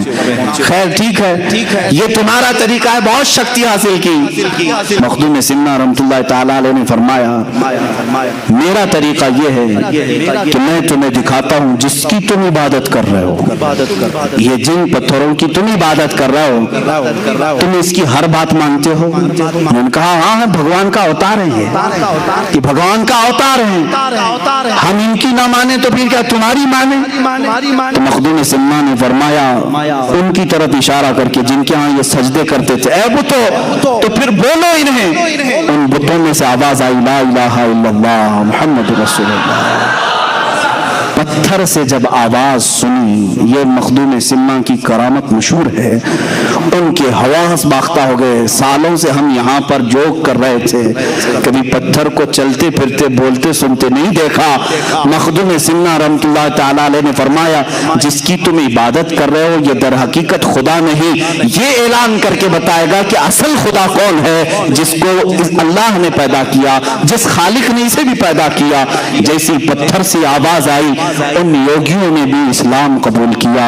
مخدوم سمنا رحمۃ اللہ تعالی علیہ کے اس کرامت کے وہ قائل ہوئے، اللہ کریم نے آپ کے ذریعے سے اس زمانے کے 5000 لوگوں کو دائرہ اسلام میں داخل کیا۔ تقریباً آپ کی زندگی پاک میں، مخدوم سمنا رحمۃ اللہ تعالی علیہ کی زندگی پاک میں جو روایات ہیں 1,10,000 کے قریب لوگ مشرب اسلام ہوئے ہیں۔ آخری وقت آیا تھا، آخری وقت جب مخدوم سمنا رحمۃ اللہ تعالی علیہ کا آپ کا چھوچا شریف پہنچے، اور جہاں یہ آپ کی خانقاہ ہے آج، جہاں مزار مبارک ہے، میر شریف پانی کا ایک چھوٹا سا تالاب ہے، اولیاء کاملین کی ایک جماعت کو لے جا کر آپ مخدوم سمنا رحمۃ اللہ تعالی علیہ اس تالاب کو کشائی یعنی کھدائی ہو رہی تھی، اور روایات میں یہ ملتا ہے کہ ہر کدال پر یہ اولیاء اکرام لا الہ الا اللہ کہتے اور کدال مارتے، اور اس کے بعد وہ پانی نکلا جس کو آج میر شریف کہتے ہیں۔ ہزاروں لاکھوں لوگ اس پانی سے آج بھی شفا حاصل کرتے ہیں۔ دوسری مشہور روایت یہ بھی ہے کہ اس میر شریف میں زمزم شریف لا کر کے بھرا گیا تھا، اور اس کا پانی آج تک دیکھنے میں میلا کچیلا گدیلا دکھتا ہے، لیکن آج تک یہ مشہور ہے۔ 808 ہجری سے 1442 ہجری آج ہونے کو آ رہی ہے۔ اتنے عرصے میں ہزاروں لاکھوں لوگ جن کو آسیب اور جنات پریشان کرتے ہیں وہ کچوچا شریف میں حاضر ہوتے ہیں، میر شریف کا پانی لیتے ہیں اور صحیح سلامت اپنے گھروں پر واپس لوٹتے ہیں۔ جن کو جنات پریشان کرتے ہیں وہ مخدوم سنہ رحمۃ اللہ تعالی علیہ کی بارگاہ میں مقدمہ کرتے ہیں۔ یہاں ظاہر سی بات ہے، میرے گھر پر کسی نے قبضہ کیا، میری پراپرٹی کسی نے ہڑپ لیا تو کورٹ کچہری میں ہم کیس کریں گے، لیکن جنات اگر کچھ کریں تو کہاں جائیں؟ یہ کورٹ والے بھی بھاگ جائیں گے۔ جنات کون چھڑائے گا؟ یہ الگ دنیا ہے ان کی، یہ الگ طاقت ہے۔ اسی لیے جنات کا بھی جہاں فیصلہ ہوتا ہے وہ کچوچا مقدسہ مخدوم سنہ کی بارگاہ ہے۔ بزرگوں نے باضابطہ یہ لکھا ہے۔ وہاں جب آپ پہنچے تو وہاں پر بھی ایک حال یہی تھا۔ لوگوں نے کہا کہ حضور یہاں پر بھی ایک یوگی ہیں، وہ بھی یوگ کر رہے ہیں اور 500 لوگوں کے ساتھ بیٹھے ہوئے ہیں، وہ اٹھنے کو تیار نہیں۔ مخدوم سنہ نے فرمایا ان سے کہو اب یہ ہمارا علاقہ ہے، ان سے کہو اب یہ میرے آرام کی جگہ ہے۔ اس کے بعد جب لوگوں نے کہا تو وہ آسانی سے اٹھنے کو انہوں نے منع کیا، کہا کہ نہیں، چلو اپنی اپنی طاقت آزما لیتے ہیں، جس کی طاقت غالب آئے گی وہ بیٹھے گا یہاں پر۔ مخدوم سنہ رحمۃ اللہ تعالیٰ علیہ نے فرمایا نہ، میں اس کے مقابل میں نہیں جاؤں گا۔ تو لوگوں نے کہا کہ حضور وہ آپ کو چیلنج کر رہا ہے۔ کہا میرے دربار میں میرا ایک شاگرد ہے، حضرت بہاؤالدین دولت آبادی رحمۃ اللہ تعالیٰ، غالباً انہی کا نام آپ نے فرمایا، کہا کہ جاؤ اس سے بات کرو۔ تو انہوں نے کہا کہ وہ بہت بڑا پنڈت ہے، جادوگر ہے، جادو دکھاتا ہے۔ کہا تم جاؤ میرے نام سے جاؤ۔ حضرت مخدوم اشرف سنانی رحمۃ اللہ علیہ کا نام لے کر کے اترے۔ اس یوگی نے چونٹیوں کی فوج بنا کر کے بھیجی، چونٹیاں، جہاں دیکھو چونٹیاں۔ یہ پہلی مرتبہ مرید اترے ہیں میدان میں مخدوم سنہ کے۔ آپ نے کہا اے اشرف زمانہ زمانے مدد نما، یہ مشہور ہے، زمانے کے اشرف میری مدد۔ اتنا کہہ کر کے آپ نے پھونک مارا تو زمین پر کوئی چونٹی بھی نہیں، کیڑا بھی نہیں، کچھ بھی نہیں۔ پھر یوگی جی نے اپنے جادو سے شیر بنا کر کے دکھائے، جہاں دیکھو شیر گراتے ہوئے ہیں۔ اب چونکہ سلطان مخدوم اشرف سنانی رحمۃ اللہ علیہ کی اس مرید صادق کا قلب بہت مضبوط ہو چکا تھا، آپ نے صرف اپنے پیر مغاں سیدی اشرف جہانگیر رحمۃ اللہ علیہ کا نام لیا اور پھر اس سے کہا یوگی جی ڈپلیکیٹ شیروں سے اصلی شیر کا مقابلہ کیسے؟ یہ بناوٹی شیر ہے، جادو نظر بندی کو کہتے ہیں، حقیقت میں ہوتا نہیں، یہ 3D امیج ہے جو آج بھی ہو رہی ہے۔ جادوگری سے تم دکھا رہے ہو اور ایک طرف مقابلہ اصلی شیر سے کر رہے ہو۔ آپ نے صرف اپنا چہرہ صرف کھولا، دیکھا تو دور دراز تک کوئی شیر نہیں، سب کے سب غائب ہے۔ یوگی جی نے مان لیا کہ اب میرا جادو ناکام ہے، اتنے سالوں کی جو تپسیا ہے وہ ان فقیروں کے سامنے نہیں چلے گی۔ سیدھے آئے، کہا کہ تو کس کا آدمی ہے؟ کہا چل میں تو ایک شاگرد ہوں، اصل کے پاس لے جاتا ہوں۔ وہ یوگی جی آئے، مخدوم اشرف سنانی رحمۃ اللہ تعالیٰ علیہ کے دربار میں جیسے ہی دیکھا، انہوں نے کہا آپ جس طاقت کو حاصل کیے ہیں کیا وہ طاقت مجھے مل سکتی ہے؟ میں برسوں سے تپسیا کر رہا ہوں۔ مخدوم سنہ نے اس کا ہاتھ پکڑا اور کہا پڑھو لا الہ الا اللہ محمد رسول اللہ صلی اللہ علیہ وسلم۔ اس نے پڑھا اور دوسری ہی لمحے مخدوم سنہ رحمۃ اللہ تعالیٰ علیہ نے ولایت کا تاج اسے عطا فرمایا، اپنے مریدین میں داخل کیا، اور جو وہ طلب لے کر کے آیا کہ برسوں سے تپسیا کر کے جو طاقت نہیں ملی، مخدوم سنہ کے ہاتھ میں بیعت سے وہ طاقت مل گئی۔ یہ مخدوم سنہ ہیں۔ اے میرے عزیزو، سلطان جہانگیر مخدوم اشرف سنانی رحمۃ اللہ تعالیٰ علیہ کے تذکرے میں جتنے بھی کروں وہ کم ہیں، ان سے ایک خلق کثیر کو نفع ہوا ہے۔ ان کی زندگی کتنی چیزوں کا سنگم ہے۔ سمنان سے نکلے تھے، بچپن سے میں نے آپ کے واقعات سنائے، جب آپ کی عمر مبارک 97 سال کی ہوئی، یعنی 97 سال کی، تب کہ چھوچا شریف میں آپ نے ذکر و اذکار کرنا شروع کیا۔ اپنے سامنے ہی آپ نے اپنی قبر بنوائی، قبر میں اتر کر کے آپ نے ایک کتاب پوری لکھی جس کو رسالہ قبریہ کہتے ہیں۔ وہ اپنے مریدین کو تلقین کی، میرا عقیدہ کیا ہے، میرا مسلک کیا ہے، میرا مذہب کیا ہے، اور سب سے کہا میرے بعد اسی پر تم سب کو گامزن رہنا ہے، اسی پر پابند رہنا ہے۔ آپ کے تقریباً 40 خلفاء ہوئے اور ہزاروں کی تعداد میں شاگرد ہوئے۔ آپ کے سب سے بڑے خلیفہ، سب سے اول خلیفہ اور جانشین سیدنا عبد الرزاق نور العین رحمۃ اللہ تعالی علیہ ہیں، جو آپ کے مزار مبارک کے بغل میں ہی آج کے چوچا شریف میں آرام فرما ہے۔ سیدنا عبد الرزاق نور العین کی ہی اولاد مخدوم سمنا کی اولاد کہلائی۔ مخدوم سمنا نے شادی نہیں فرمائی تھی، آپ نے اپنے بھانجے عبد الرزاق نور العین رحمۃ اللہ تعالی علیہ کی اولاد کو اپنی اولاد فرمایا، جیسے رسول کریم صلی اللہ تعالی علیہ وسلم کی اولاد سیدہ کائنات فاطمہ الزہرا سے چلی۔ مخدوم سمنا کی نسل آپ کے بھانجے حضرت عبد الرزاق نور العین سے چلی۔ انہی کا یہ سلسلہ چلتے چلتے اس سلسلہ اشرفیہ میں وقت کے اقطاب، ابدال، اوتاب، نجبا، شرفا پیدا ہوئے۔ اپنے وقت کے عظیم المرتبت اس بزرگ کا نام میں تمہیں ذکر کروں جن کو اعلیٰ حضرت عظیم البرکت رضی اللہ تعالیٰ نے بھی ادب سے نام لیا، اشرفی میاں علی حسین اشرفی میاں رحمۃ اللہ تعالیٰ علیہ، جن کو اعلیٰ حضرت اشرفی میاں کہا جاتا ہے، وہ سلسلہ اشرفیہ کے اعلیٰ حضرت ہیں۔ یہ مخدوم سمنا رحمۃ اللہ علیہ کی اولاد میں سے، یعنی سیدنا عبد الرزاق نور العین رضی اللہ تعالیٰ عنہ کی اولاد میں سے، انہی کی اولاد میں سے سلسلہ چلا۔ مختار اشرف سرکار کلاں رحمۃ اللہ تعالیٰ علیہ، حضرت سیدنا محدث اعظم ہند کچوچوی رحمۃ اللہ تعالیٰ علیہ، اس سلسلہ اشرفیہ میں آج بھی کثیر علماء موجود ہیں۔ سادات جس طرح مارارہ متحرہ میں علم اور شریعت اور طریقت کا سنگم آپ کو وہاں نظر آتا ہے، اسی طرح کچوچا شریف کی ایک خصوصیت ہے کہ اس خانقاہ میں آپ دیکھیں گے علم شریعت بھی ہے اور علم طریقت بھی ہے۔ آپ یہاں پہنچیں گے تو خالص ڈھونگی صوفیوں کو نہیں دیکھیں گے۔ الحمدللہ آپ سلسلہ اشرفیہ کی گدی سنبھالنے والے آج بھی موجود اس عظیم المرتبت شیخ الاسلام کے پاس جائیں جنہوں نے تفسیر اشرفی کے جوہر نچھاور کیے ہیں، قرآن عظیم کی مضبوط اور بہترین محکم تفسیر بیان کی ہے اور جامع معقولات و منقولات ہیں۔ میرے والد گرامی حضرت مولانا محمد ابن حسن اللہ ان کی قبر پاک پر رحم فرمائے، میرے والد گرامی سیدنا شیخ الاسلام مدنی میاں صاحب قبلہ ادام اللہ اقبالہ کے زمانے طالب علمی کے عینی شاہد ہیں، اس زمانے سے جانتے ہیں جب جامعہ اشرفیہ مبارک پور میں وہ تعلیم حاصل کر رہے تھے، اس وقت بھی اپنی جماعت کے ممتاز علماء میں تھے، سب سے اول پوزیشن کے تھے۔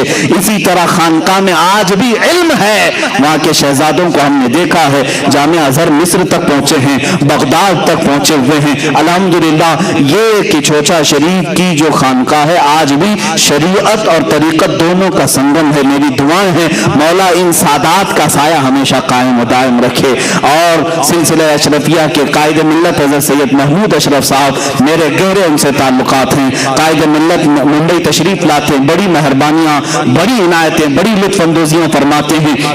عزیزان گرامی، میں نے یہ تاریخ مخدوم سمنا کی اس لیے ذکر کی کہ ہندوستان میں آپ کو یہ معلوم ہونا چاہیے کہ جس طرح صوفیہ کاملین نے سلطان غریب نواز رحمۃ اللہ تعالیٰ علیہ نے تبلیغ دین فرمائی، خواجہ قطب الدین بختیار کاکی نے فرمائی، بابا فرید الدین گنجے شکر نے فرمائی، حضرت مخدوم صابر کلیری رحمۃ اللہ علیہ نے فرمائی، اعلیٰ حضرت نے فرمائی، اور دیگر اولیاء کاملین نے۔ اسی طرح مخدوم کچوچا کا ایک بہت بڑا حصہ ہے تبلیغ اسلام کا، تقریباً 75 سال مخدوم سمنا نے ہندوستان کو عطا کیے ہیں، 75 سال۔ واپس کبھی سلطانیت کے مرتبے کو اور اس کرسی کو نہیں حاصل کرنے کی خواہش کی جو سمنان میں آپ ترک کر کے آئے تھے۔ 100 سال کی عمر پاک آئی جب آپ اپنی خانقاہ میں اپنے خالق حقیقی سے جا ملے۔ اللہ رب العزت کی بارگاہ میں ہمیشہ کے لیے وہ تشریف لے گئے، لیکن آج بھی ان کا مرقد اطہر لاکھوں زائرین کے لیے مرجع خلائق ہے، وہاں سے لوگوں کی تمنائیں پوری ہوتی ہیں، اللہ تعالیٰ ان کے وسیلے سے دعائیں قبول کرتا ہے۔ آؤ میرے عزیزوں، میں وہی بات پھر سے کہتا ہوں جو انہی کے خاندان سے وابستہ، انہی کے شہزادوں میں سے ایک شہزادے سید محدث اعظم محمد میاں کچوچوی رحمۃ اللہ تعالیٰ علیہ نے یوں ان کے دربار میں عرض کیا تھا، جس کو آج اشرفی ترانہ بھی کہا جاتا ہے۔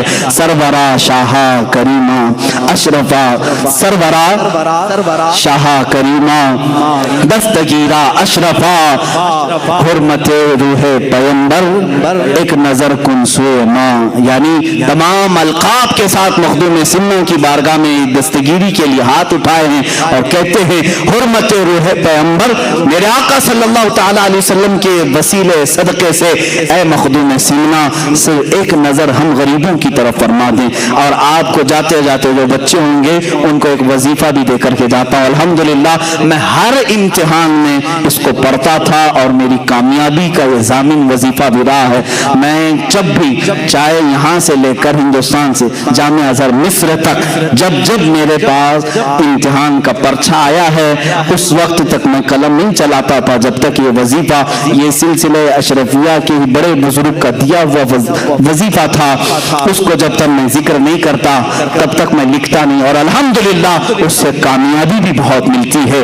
फारसी का यह ऐ पीर जहांगीर मखदूम न रवद अज दरद कसे महरूम बहरे औलादे फैज़ ए अशरफ हाकिमे वक्त रा बकुन महकूम, जिसका माना फारसी में ये होता है ऐ पीर जहांगीर मखदूम, ये सब तो अलकाब है। ऐ मुर्शिद पूरी दुनिया के आका, ऐ खादिमों के आका मखदूम, न रवद अज दरद कैसे महरूम, तुम्हारे दरबार से आज तक कोई महरूम नहीं लौटा। बहरे औलाद फैज़ अशरफ, ऐ अशरफ जमाना आपकी औलाद का वास्ता देता हूँ। हाकिम वक्त रा बकुल महकूम, ऐ मखदूम सुन्ना जो वक्त का हाकिम है उसे गुलाम बना दीजिए। जब हम ये दुआ करते हैं अच्छे अच्छों के पसीने भी छूटते हैं, अल्लाह ताला हमें गैब से ये कुव्वत अता करता है। बारगाह रब्बुल इज्जत में दुआ है ऐ मौला हाकिम वक्त रा बकुल महकूम, हाकिम वक्त रा बकुल महकूम, हाकिम वक्त रा बकुल महकूम, मौला जुल्म जालिमों के जुल्म से हम सब की हिफाजत फरमा। मखदूम सिन्ना रहमतुल्लाह ताला अलैह के तबर्रुकात, उनके तमाम तर तसर्रुफात से हम सबको भी मौला हिस्सा अता फरमा, उनके बरकात, उनके अनवार, उनके फयूज से हम सबको हिस्सा अता फरमा। मखदूम सिन्ना से वाबस्ता ये मजमा है मौला, अशरफ जमाना से वाबस्ता तेरे दरबार में वसीले के लिए हाथ उठाया, उनका वसीला लेते हुए मौला हमारी तमाम जमीनी आसमानी बलाओं से हिफाजत फरमा। ऐ करीम खुदा हम सबको जिन्नात, आसेब, सहर, जादू, सिफली, उल्वी हर तरह की बुरी आफतों से महफूज फरमा। मखदूम अशरफ जहांगीर सम्मानी रब्बाहु ताला अन्हु का दुनिया में भी हमें या वास्ता अता फरमा और क़यामत के दिन उनके झंडे तले हमारा हशर फरमा। व सल्लल्लाहु ताला अला खैरि खल्क़ि मुहम्मद व आलिहि व अस्हाबिहि अजमाईन व आखिर दावाना अल्हम्दुलिल्लाहि रब्बिल आलमीन।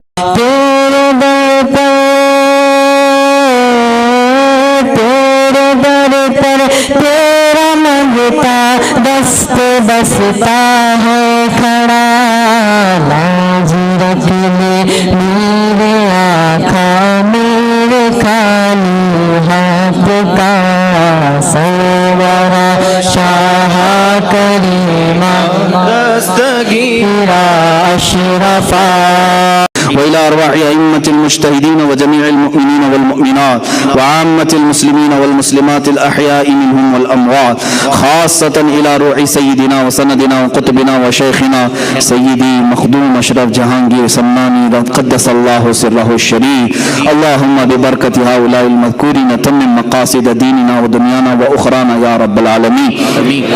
اللهم أوصل ثواب قراءتنا إلى روح سيدي وعقائي ومولاي السید اشرف جہانگیر سمنانی رحمت اللہ تعالی علیہ بن سلطان سید ابراہیم بن سید احمد الدین بن سید نور بخش بن سید ظہیر الدین بن سید تاج الدین بن سید علی بن سید محمد بن سید کمال الدین بن سید مبارز الدین بن سید جمال الدین بن سید عبداللہ بن سید حسین بن سید احمد بن سید حمزہ بن سید علی اکبر بن سید موسیٰ بن سید اسماعیل ثانی بن سید محمد المکتوم بن سید اسماعیل اکبر بن سیدنا امام جعفر صادق بن سیدنا باقر امام سیدنا علی زین العابدین بن امام سیدنا حسین شہید کربلا بن سیدنا امام علی و سیدہ فاطمہ بنت رسول اللہ.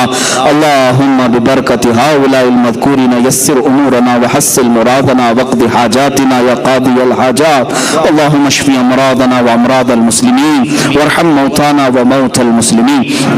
الہ العالمین ستار علیہ غفار الذنوب जनूब कदीर जब्बार खुदा इस मजमे पाक पर तो अपना रहम करम नाजिल फरमा। मौला तेरे महबूब वली सैयदना मखदूम सम्मानी रहमतुल्लाह ताला अलैह का जिक्र खैर यहाँ किया गया है। ए रब्बे ज़ुल जलाल तेरे इस महबूब वली का वास्ता हम सब की बख्शिश फरमा दे। मस्जिद से निकलने से पहले हम सबको बख्शे हुआ में शुमार फरमा। ए करीम खुदा हमारे सगायर व कबायर को माफ़ कर दे। इस मजमे को इस जलसे को मौला क़यामत के दिन हमारे गुनाहों का कफ़ारा बना दे। मखदूम सिन्ना रहमतुल्लाह ताला अलैह का दामन हमें क़यामत के दिन अता फरमा। ए करीम खुदा रहमान रहीम जुमला परेशानियों से हमें छुटकारा अता फरमा। उम्मत मुस्लिमा पर रहम करम फरमा। पूरे हिंदुस्तान के मुसलमानों की इज्जत व आबरू की हिफाजत फरमा। मखदूम सिन्ना का वास्ता मौला दुनिया में आज मौजूद इस्लाम और मुसलमानों के दुश्मनों को खाब खासिर फरमा दे। इस्लाम और सुन्नियत का बोल बाला फरमा। कुफ्र शिरक का मुंह काला फरमा। ए रब्बे ज़ुल जलाल इनके तमाम तर मंसूबों को खाक में मिला दे। कदीर जब्बार खुदा अमन व अमान अता फरमा। पूरे हिंदुस्तान में अमन व अमान अता फरमा। हर तरह के जुल्म सितम से सबकी हिफाजत फरमा। यहाँ जितने हाजिर हैं हमने जो बे औलाद हैं उन्हें औलाद सालेह अता फरमा। जो बेरोजगार है उन्हें हलाल रोजियाँ अता फरमा। जो बेजोड़ है उन्हें हलाल उन्हें नेक व सालेह रिश्ते अता फरमा। ए करीम खुदा जो कर्ज में मुब्तला उनके कर्जों में आसानियाँ अता फरमा। जो नाहक जेलों में बंद हैं उन्हें रिहाई की सबील पैदा फरमा। ए करीम खुदा रहमान रहीम हम सब में इत्तेहाद और इत्तेफाक नसीब फरमा। हमारे मशाइख का साया हम सब के सरों पर दराज फरमा। सिलसिले अशरफिया के तमाम बुजुर्गान दीन मशाइख का साया हम सब पर दराज फरमा। उनके ज़रिए से दीन और सुन्नियत की खिदमत अता फरमा। ऐ करीम खुदा रहमान रहीम मौला यहाँ पर हम जितने बच्चे जवान बूढ़े हाजिर हैं तेरे दरबार में सिर्फ इतनी इल्तिजा करते हैं मौला उस वक्त तक मौत ना अता कर जब तक तू हम सब से राजी न हो जा। मौला मरने से पहले इन आँखों को तेरे हबीब पाक सल्लल्लाहु अलैहि वसल्लम के चेहरे की ज़ियारत नसीब फरमा। दुनिया में हर आफत से बचाना मौला। उक़बा में न कुछ रंज दिखाना मौला। बैठे जो दरे पाक पैगंबर के हुजूर ईमान पे उस वक्त उठाना मौला। इन्नल्लाह व मलाइकतहु युसल्लूना अलन नबी या अय्युहल्लज़ीना आमनू सल्लु अलैहि व सल्लिमू तस्लीमा। अल्लाहुम्मा सल्लि अला सय्यिदिना मौलाना मुहम्मद मादनिल जूदि वल करम व आलिहि व अस्हाबिहिल किराम व इब्निहिल करीम व बारिक व सल्लिम। दावाहुम फीहा सुब्हानकल्लाहुम्मा व तहिय्यतुहुम फीहा सलाम व आखिरु दावाहुम अल्हम्दुलिल्लाहि रब्बिल आलमीन। जब तुम्हें वापसी हो या अल्लाह जब तुम्हें वापसी हो या अल्लाह लब पे जारी हो बस ला इलाहा इल्लल्लाह मुहम्मदुर रसूलुल्लाह।